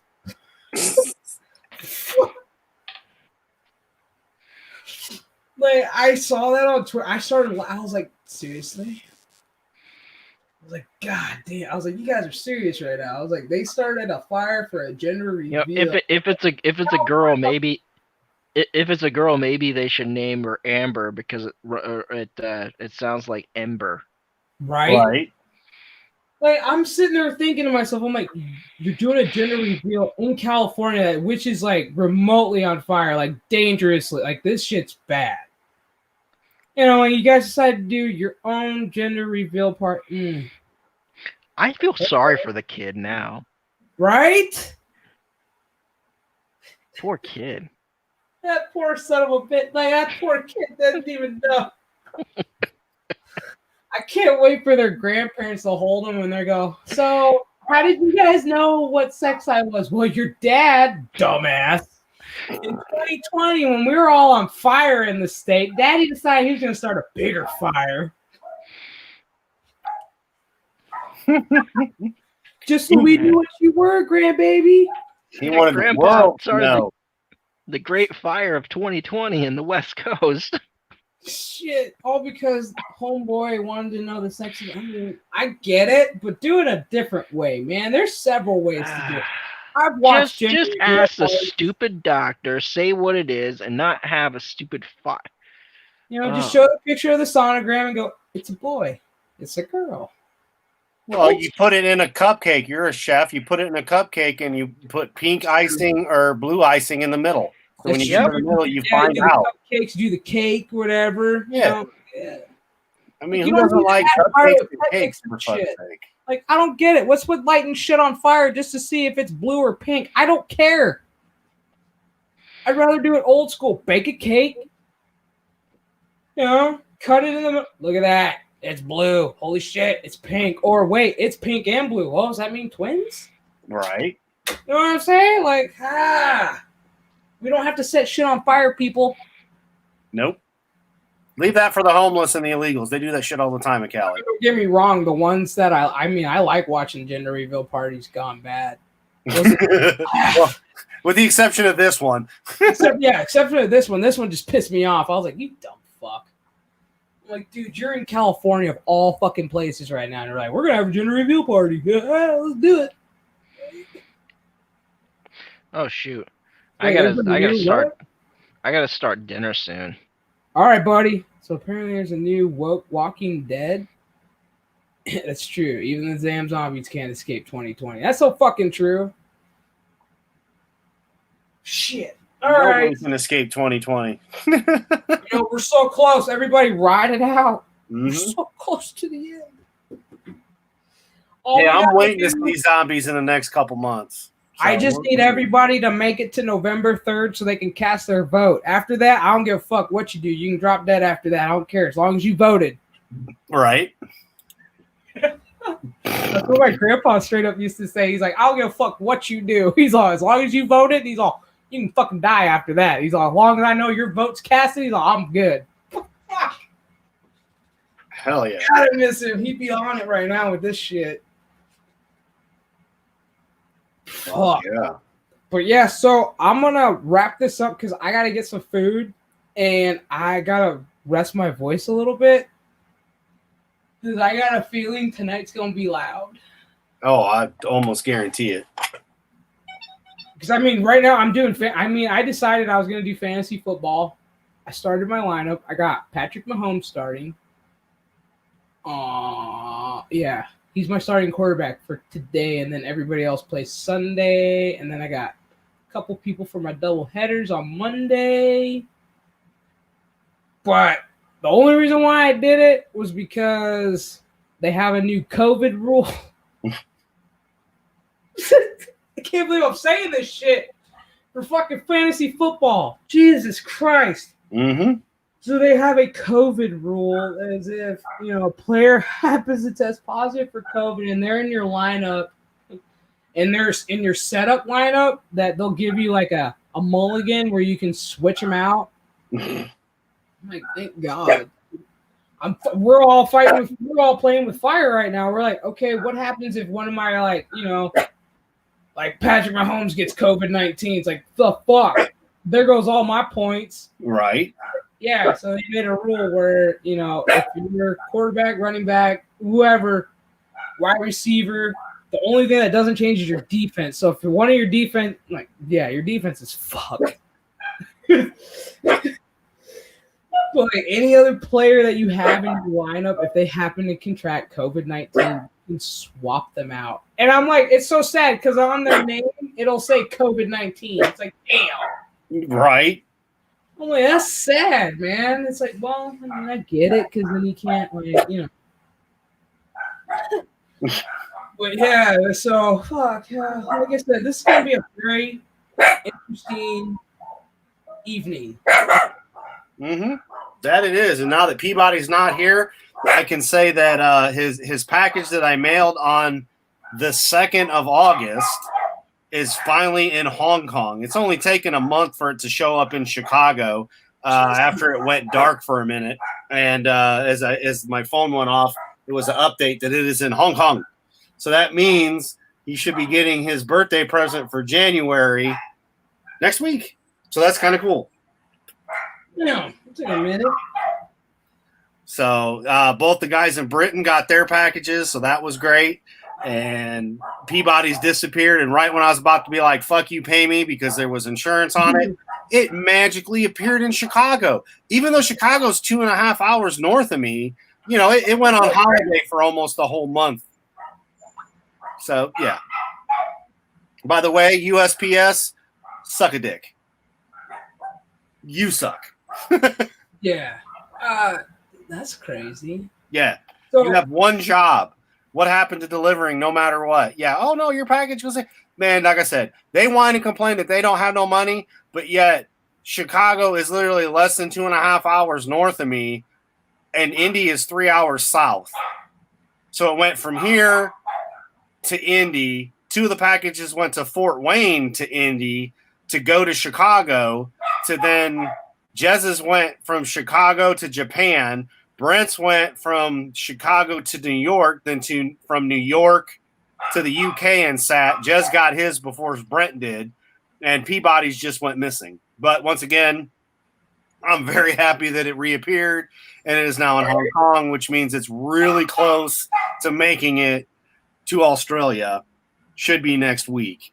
Good Lord, because there'll be a video on that. I don't know, probably my channel, I would imagine, but one of the many that I have. Gotta go. What the? Oh my god! I don't get packaging. I don't get the whole shipping process. Just ship it to the damn place. I mean, like, I can't wait to mail you and Jesse shit just to see where it goes. Like, okay, let's see. Where's it gonna go? Like, your shit should go south. It should be that easy. When I send my stuff shit will probably go to like Oregon, California, be delayed, set on fire, and then yeah, right. New Mexico. I don't got to worry about you till December, but still, it's obviously way before December because I ain't even fucking shit. I'll be mailing your shit next month because with the election and everything, who the fuck knows? And I'll probably be sending Jesse's out next month as well when I get my disability. I'll be like, I'll send these guys their shit now. But for fuck's sake, you know, you can't even get a package to somebody, and that's your job. You know, I was like, come on. Oh, so tonight, I wanted to let you know, I'll probably go wear my Batman jersey tonight just to be neutral. Right. Yeah, because nothing wrong with that. We'll have fun tonight, that's for sure. Because Sunday, I'm gonna really try my fucking hardest not to get my white jersey fucking dirty. God damn. Uh-huh. Because it's away. I'm like, fuck, man, we're away, so we wear white. And I'm like, God damn it. Mm-hmm. I'm like, it's a struggle, man. I can never keep white clean. It's like, it's my favorite jersey. It's my Manning jersey. And I'm like, damn it. I'm like, you fuckers, why couldn't we play at home with Jacksonville? I was like, I get it. Hells yeah. But yeah, so I'm going to wear my Batman jersey tonight. And then, yeah, because, shit, I'm probably going to bust out some ESPN right now and see what the fuck else everybody's saying right now. Seeing if anybody tested positive and it's not playing, because if not, then we got to make a decision. Especially if they're on my lineup. Well, fuck! Right. Because, I mean, sadly, Von Miller for the Denver Broncos, he's out. He had a non-contact injury yesterday, man, doing a walkthrough. It's fucked up, dude. Like, I guess like in his pinky toe, so like his foot snapped. Yeah. I got loud wieners, so it's going to get loud. So I was going to say, if you're going to end, I'd say probably be a good time now. People, we will be definitely on later. Yeah. Come back and play with us, please. For real. Check the notification because YouTube is being assholes and they're not sending out notifications. I don't know why. YouTube needs to get their shit together. Whatever. I don't even. Whatever. So we'll be back in like, oh my god, less than 2 hours. Like 2 hours, whatever. 2 hours, 3 hours from now, whatever time. I think put it on the next notification for the next stream, which is on the channel. Like, share the stream. You know the drill. Until the next stream, Adam and I are out. Peace.